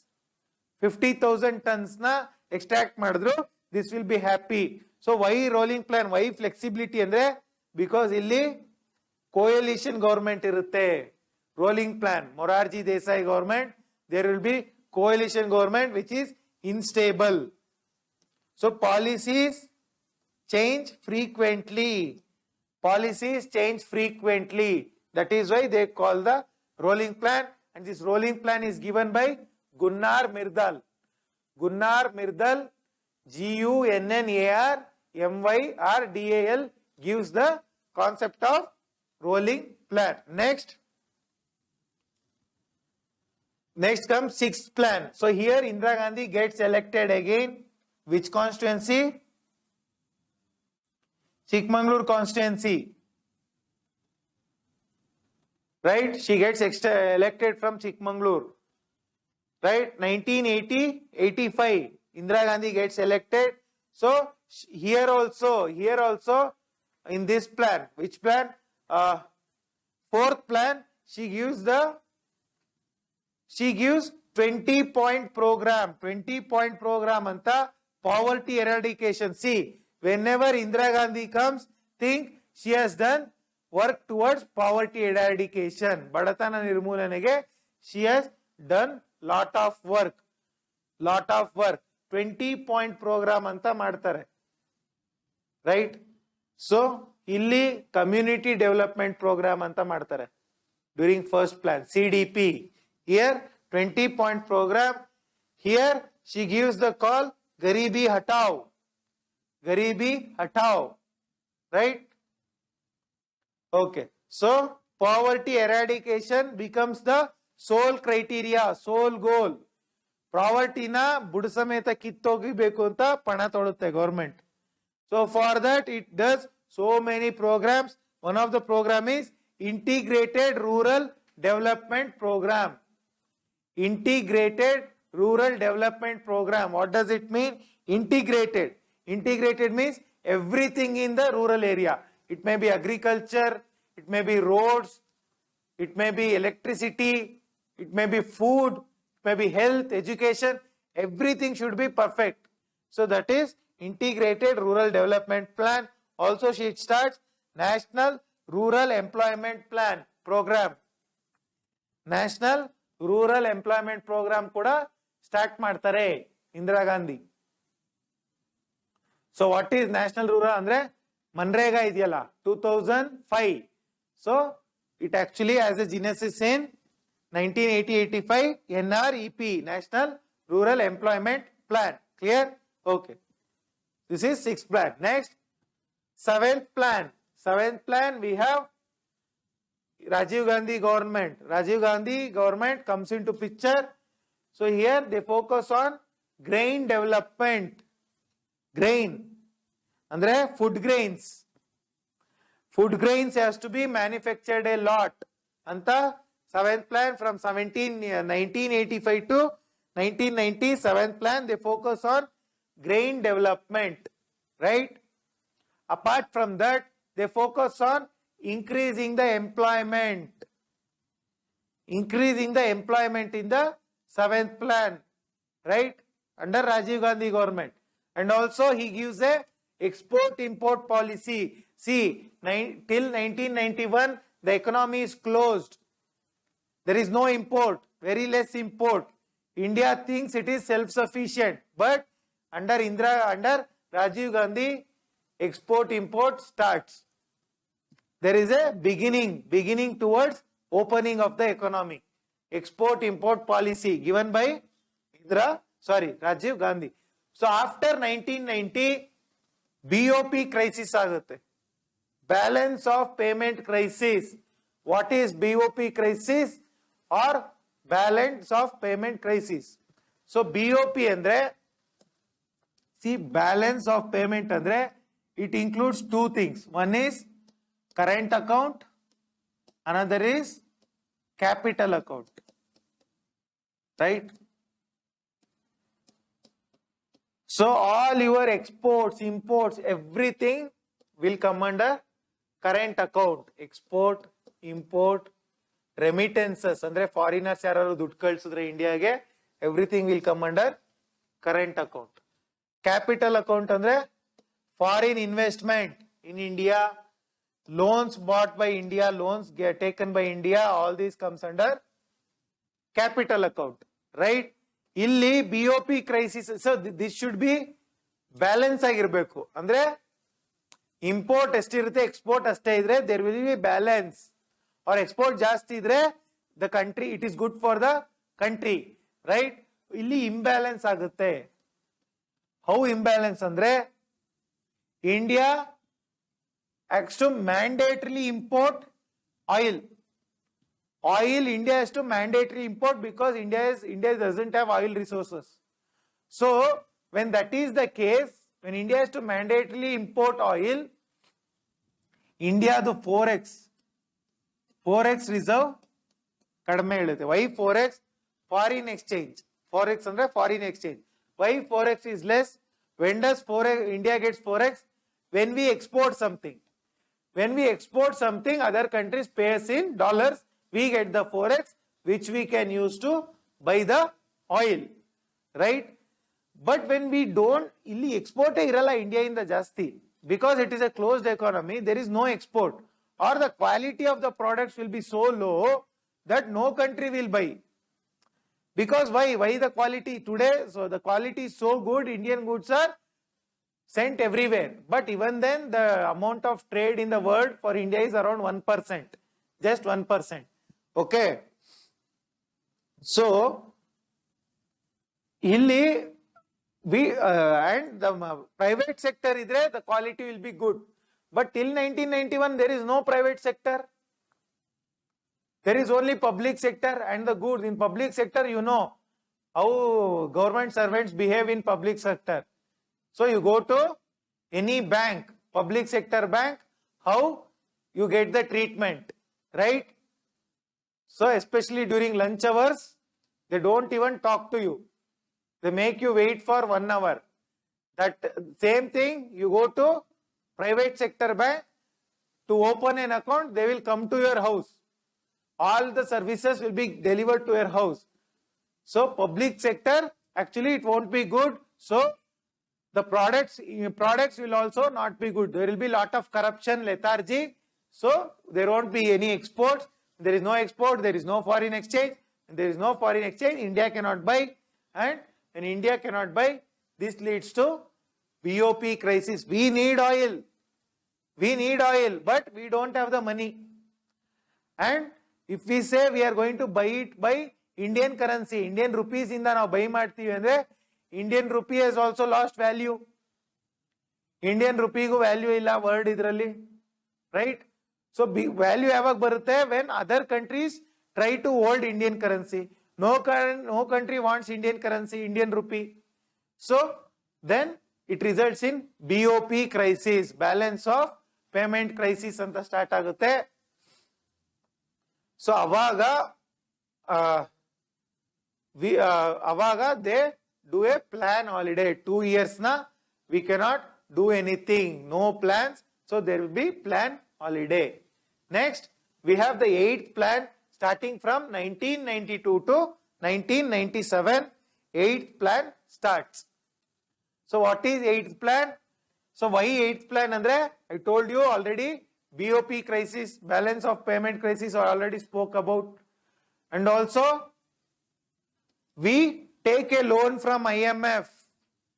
So India would have taken lot of loans, right, from all around, World Bank, alli illi sikkapate sala madirtare, right? So and also internally from the private sector also, India would have bought lot of loans. Right? So in order to repay that loan, so if India doesn't repay, it will lead to sovereign debt crisis. Sovereign debt andre when a country itself not able to give back the debt, deshane sala ತೀರ್ಸಕ್ಕಾಗಿಲ್ಲ andre, that is called sovereign debt crisis. So in order to avoid that, India takes loan from IMF. How do India takes loan? So RBI will have gold reserves. RBI under its minimum reserve maintains a gold reserve.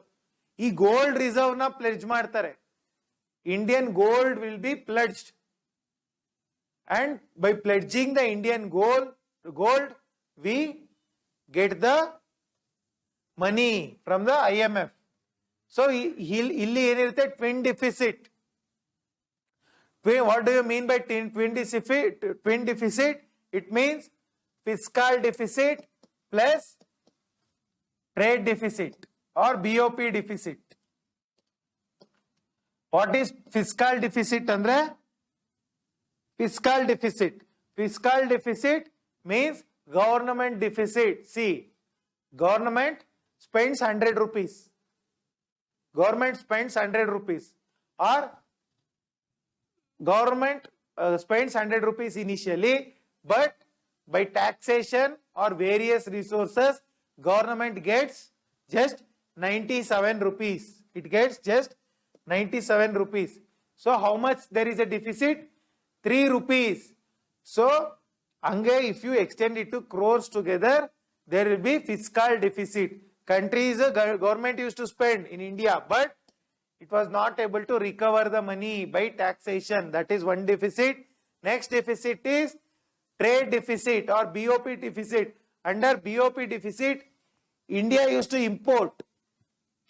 But to balance the import, there won't be exports from India, because only when you export, you get the foreign currency which you can use to import, right? So there won't be any export from India. Any export iralla. So BOP crisis irutte, fiscal deficit irutte, because of which we have twin deficit, double deficit, right? What is twin deficit? It is a mixture of fiscal deficit and trade deficit. Clear? So illi 8th plan alli one more thing I discussed in polity, 73rd and 74th Amendment Act. Panchayati Raj, municipality and Panchayati Raj. So that will be started, and also during this plan only World Trade Organization gets formed. World Trade Organization, 1995. World Trade Organization, first it will be in the form of GATT, General Agreement on Trade and Taxation anta irutte. So that will get converted into an organization called World Trade Organization in 1995.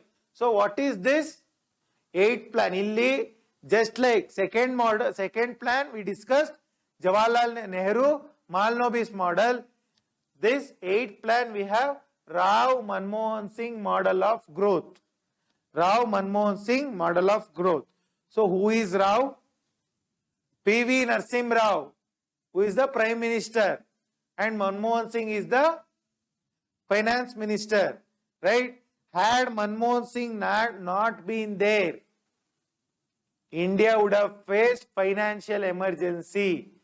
Just because of this great person of India, Manmohan Singh, India thwarted the financial emergency, right? Okay. Rao Manmohan Singh model of growth. So what is this model andre? Reorient the state role. What is, so earlier, before 1991, government used to take part too much in the economy.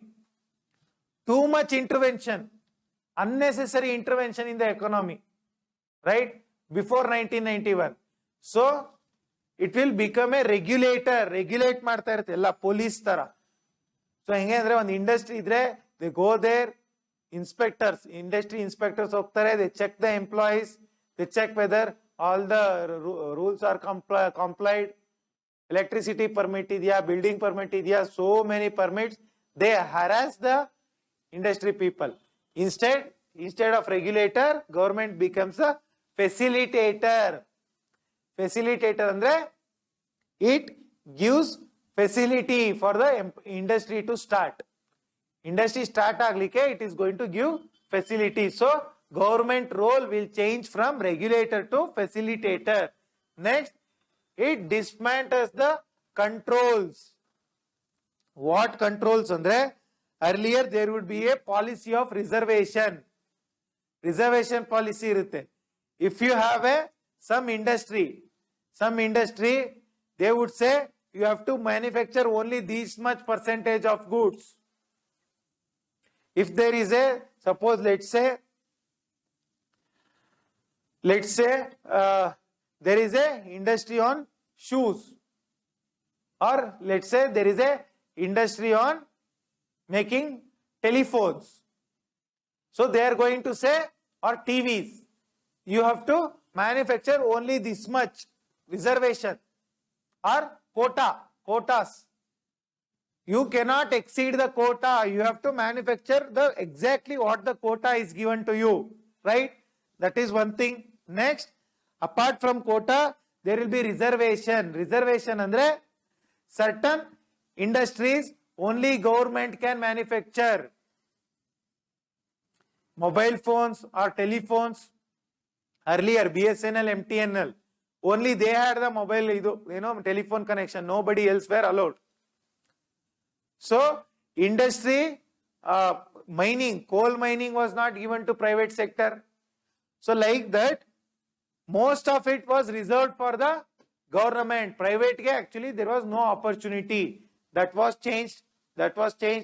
Permits. If you want to start a small industry, incense stick or matchbox industry, you have to take a lot of permits. From the government. That is changed. And open economy.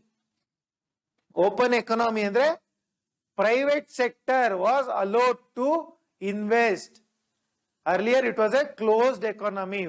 Closed economy, open economy, there are two things. One with respect to internal sector, another external.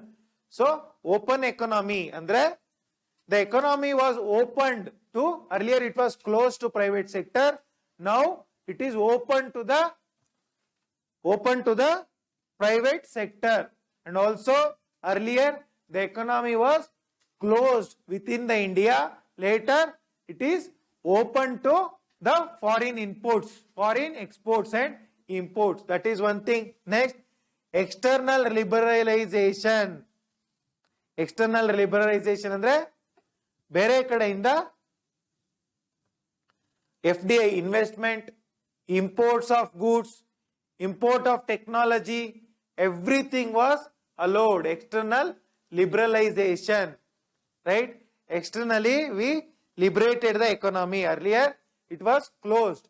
So externally foreign investment barbodu, foreign technology barbodu, foreign persons can come, foreign hospitals and banks can come, right? Foreign insurance can come, everybody can come. That is liberation, right? Next, this planning is called indicative planning. Indicative planning. So earlier it was a directive planning. Directive planning andre government used to direct, command economy tara, what you have to manufacture, how much you have to manufacture, where you have to manufacture. Everything is directed by the government, right? So that was changed to indicative planning. Indicative andre government just requests you, not orders you. It requests that please manufacture these things because it is good for economy. Whatever the facility you want, I am going to give you. I am going to give you all the necessary permits. You need not even come to my office. I will come to your office. So government becomes a facilitator, right? Government becomes a facilitator. So it is indicative planning. It just indicates that we socially, social sector, educationally is to growth agbeku. You please come and do this growth. You please start these schools and colleges. That is indicative planning. Here, private sector ge, they are going to indicate what they have to do, right? Next, state becomes a facilitator. I already told what is a facilitator, right? It facilitates. This indicative planning is practiced in Japan. It is practiced in Japan, right? Next, we have ninth plan. Ninth plan from 1997 to 2002. 1997 to 2002, we follow the ninth plan.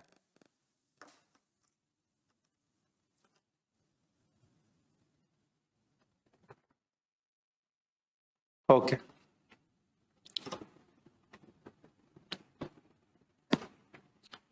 What is this ninth plan, Andre? Here, why ninth plan? During Atal Bihari Vajpayee's tenure, right? So during ninth plan, there will be East Asian crisis, tiger economy, East Asian crisis. Andre, East Asia, tiger economies, that is your Singapore, Indonesia, Malaysia, Vietnam, Cambodia, Laos, right? All these countries, there will be crisis. Crisis irutte a countries alli. What crisis? Ali, the economy gets overheated. Sikkhavate foreign foreign investment irutte in these economies. But what happens? Suddenly during one fine time, foreign investment irutte, though the economy would be dependent on foreign income. So local investment irala. Suddenly what happens? All the foreign investment goes back. From due to maybe interest rate gets changed or policy gets changed, all the foreign investment goes back to West. There will be a crisis in these countries. There won't be money. So that is the East Asian crisis, briefly, right? So along with that, we have Kargil war agutte. During this time, there will be Kargil war, right?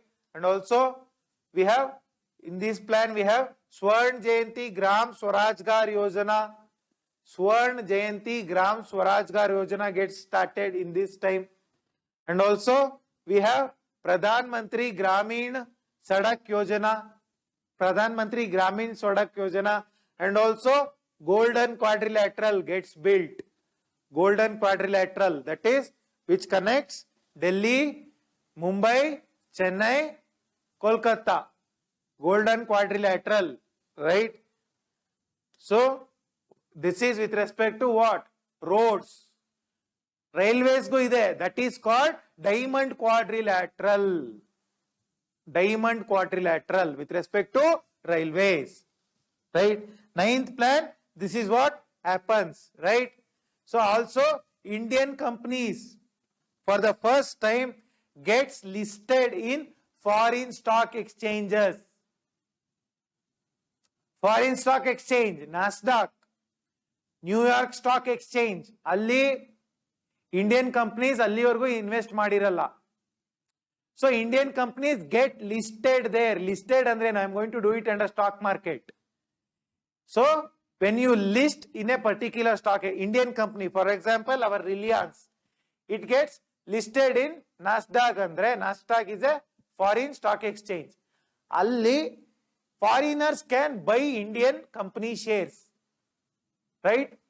So idana American depository receipts anta heltare. I am going to discuss it in the future classes on what? On stock exchange. Next, 10th plan, 2002 to 2007. This focuses on employment increase. This focuses on poverty decrease, employment increase and poverty decrease. And also it focuses on reducing the gender gap in education. So education, gender gap, suppose 100 lakh girls, or let us say 1 lakh girls are going to school. So this aims to reduce the gender gap by 50%. 50%. If today 1 lakh girls are going to school, by 2007, that is the end of, so by 2007, at least 1,50,000 children girl students should have literacy. Gender gap should be reduced anta this plan envisages. And also here comes Narega, Mahatma Gandhi National Rural Employment Guarantee Act 2005, and also National Rural Health Mission. National Rural Health Mission. We have National Rural Health Mission and also National Urban Health Mission. Both these things come, okay? And also 11th plan. This is all about the 10th plan. 11th plan 2007 to 2012. Right? It has a target of fast and inclusive growth. Motto andre idru goal enu? 11th plan the goal enu? The goal is faster and inclusive growth. Faster grow agbeku, inclusive. What do you mean by inclusive?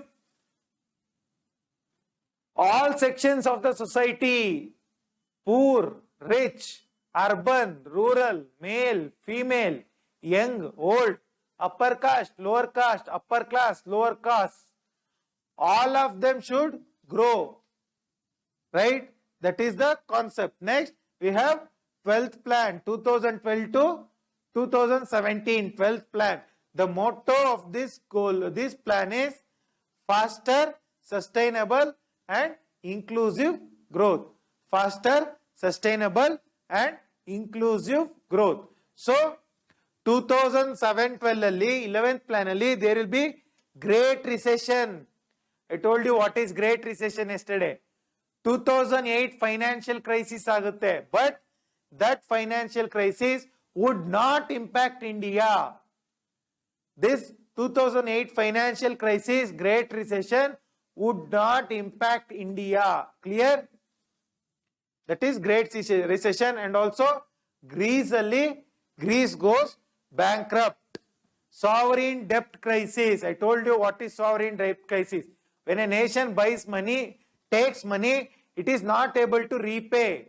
That is sovereign debt crisis. This happens in Greece. So faster and so illi 12th plan alli 2016 demonetization takes place. So 12th plan is the last plan. 12th plan is the last plan. After that there is no 5-year planning. Right? Okay.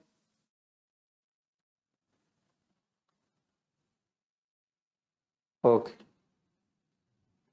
So achievements and failures of planning. What are the achievements and failures? So planning alli what have we achieved? First thing,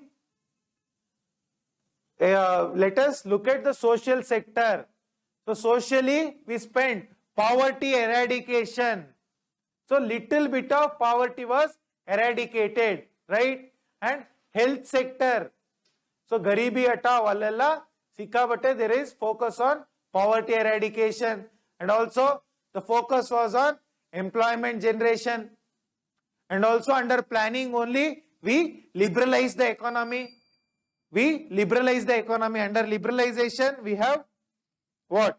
Good investment into the country, good amount of exports, good exports and all those things. And universal education increased, right? Education literacy increased, life expectancy increased. Not only life expectancy, health indicators increased, IMR, MMR, infant mortality, maternal mortality increased, population increased, reduced, fertility rate reduced. So all those things, not only in that sector, economically, exports increased. I already told you, fiscal deficit reduced, right? Balance, India got foreign investment. So all those things are achievements of planning. Failures of planning. What are the failures, Andre? There was no state intervention. State governments they did not take into confidence. These planning commission did not take state government into confidence. And the planning was top down. Planning was top down. I told you, Delhi kutkond plan ಮಾಡ್ತಾ ಇದ್ರೆ, how would it impact the rural areas, right? So top down planning is a failure. Next, despite so many poverty programs, poverty is not eradicated. Poverty is still there, right? That is one failure, right? So all these things are the failures of planning, right? Even industry did not grow in a good way, right? All these things are qualified to be called a failure of planning. Next, economic reforms. Economic reforms 1991. We are talking about the 1991 economic reforms. Liberalization, privatization, globalization. Liberalization andre freedom of the economy, private sector. Andre quota system, license raj system, everything removed. Privatization andre private companies got opportunity. Globalization andre import or foreign companies were allowed. So open market model, I discussed already open market. Closed economic opposite is the open market model. Private sector was encouraged, already told you. Global integration, because global money used to come to India. Global money used to come to India, and also global technology used to come to India. Global technology, global money, investment, right? All these things used to come to India, and export and import more than everything. India got integrated. Integrated andre India got jointed with all the countries. So there is a proper connection for India with all the countries. The global integration aito. Next, there were some fears.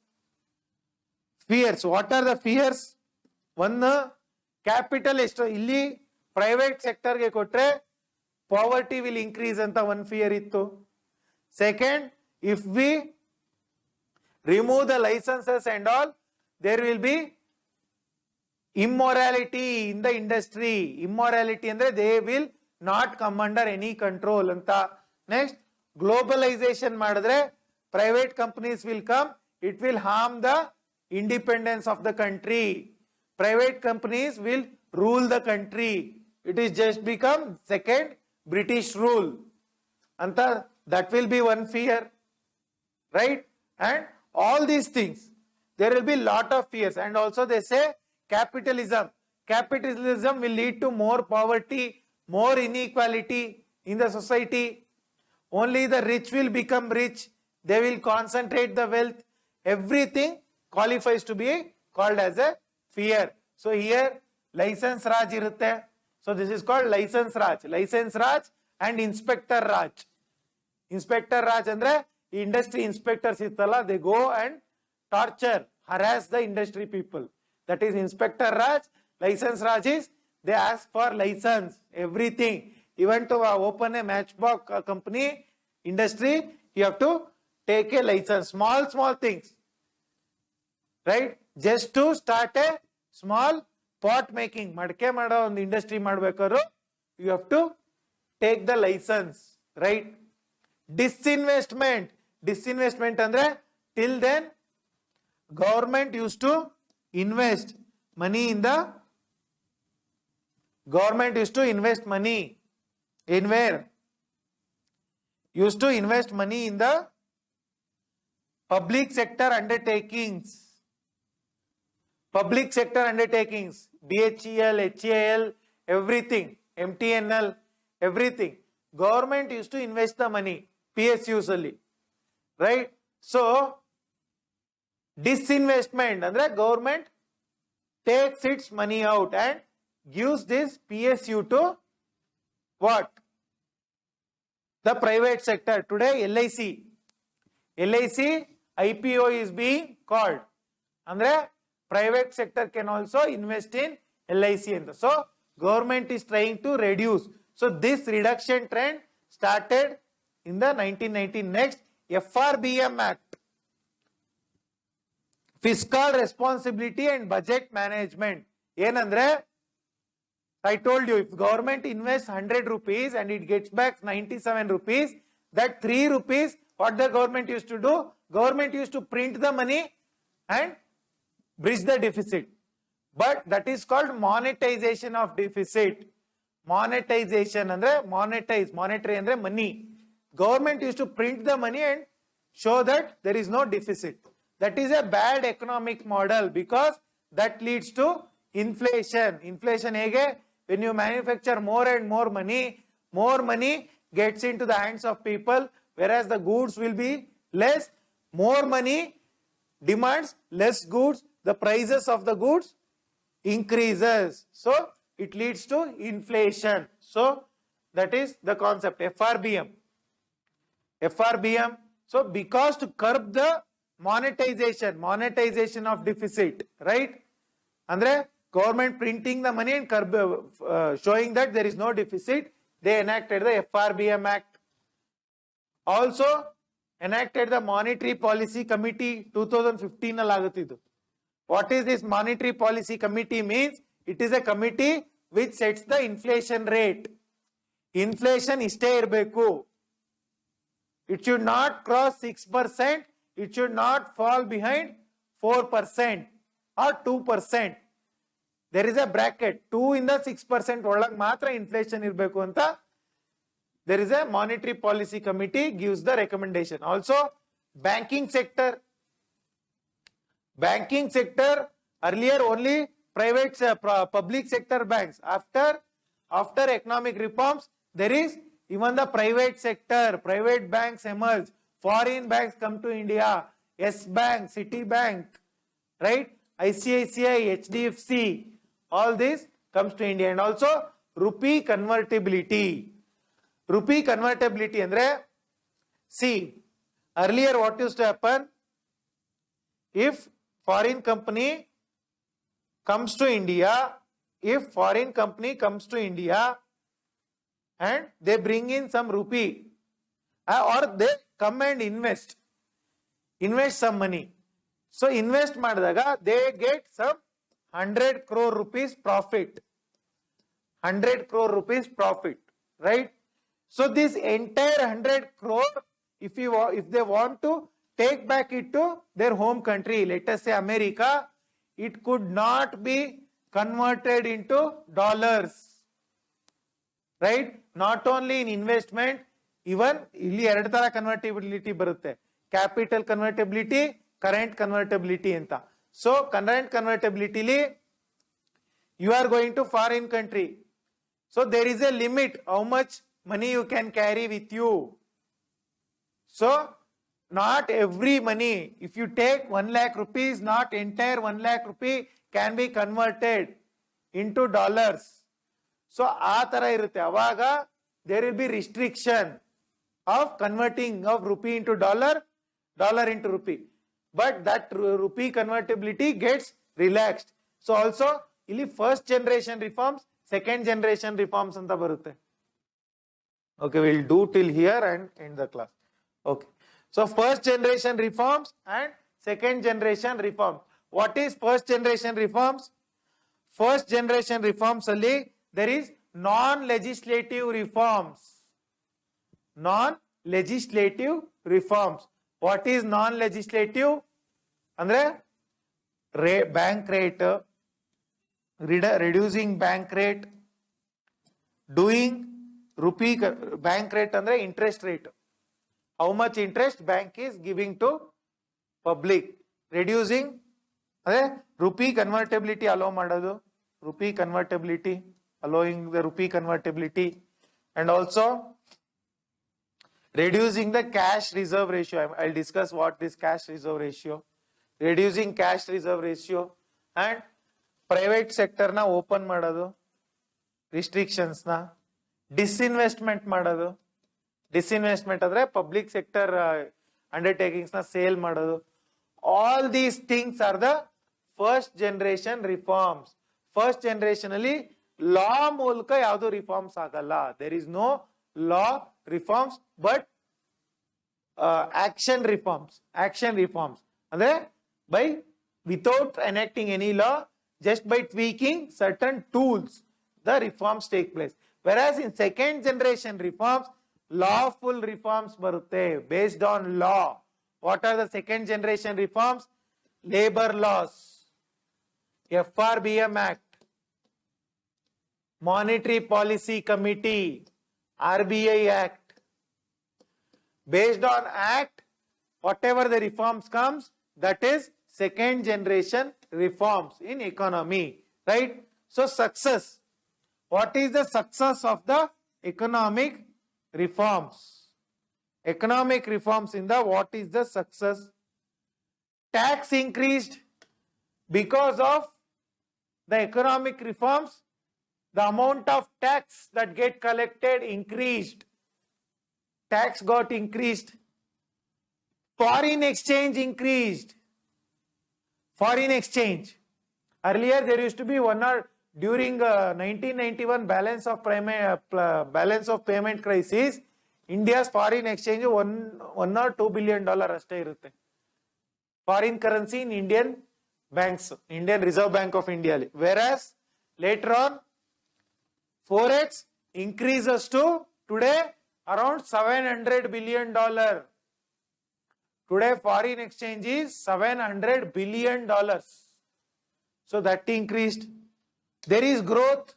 Earlier, Hindu rate of growth anta agutte. So throughout this planning, whatever the growth that happens, that is called Hindu rate of growth. Andre 6 Kerala 3 Kiliyala. That is Hindu rate of growth. So it is around 3 to 4% growth. Andre economy ee varsha 100 ರೂಪಾಯಿಯಷ್ಟು products na manufacture ಮಾಡಿದ್ರೆ next year it manufactures 103 to 104 rupees of products. So this is neither too less nor too more. This is called Hindu rate of growth. Very important. So growth increases. So suddenly after reforms we touch 8 to 9% growth. And also BOP also reduces. Balance of payment also gets reduced, right? Okay. So we will end the class today. Next we will talk about the India and manufacturing sector in tomorrow's class. How India India has a relationship with the manufacturing sector, right? Okay. So if you have any doubts with respect to clarity of economic concepts, please do message in the Telegram channel VHS Education Forum. We will try to clear all your doubts and give you all possible guidance free of cost. Along with that, if you have doubts, you can type below in the comment section as well, right? Okay. Hope all these concepts you got clarity. Please make good use of these classes and take care of your health, and let us meet tomorrow. Take care. Jai Hind. Namaste.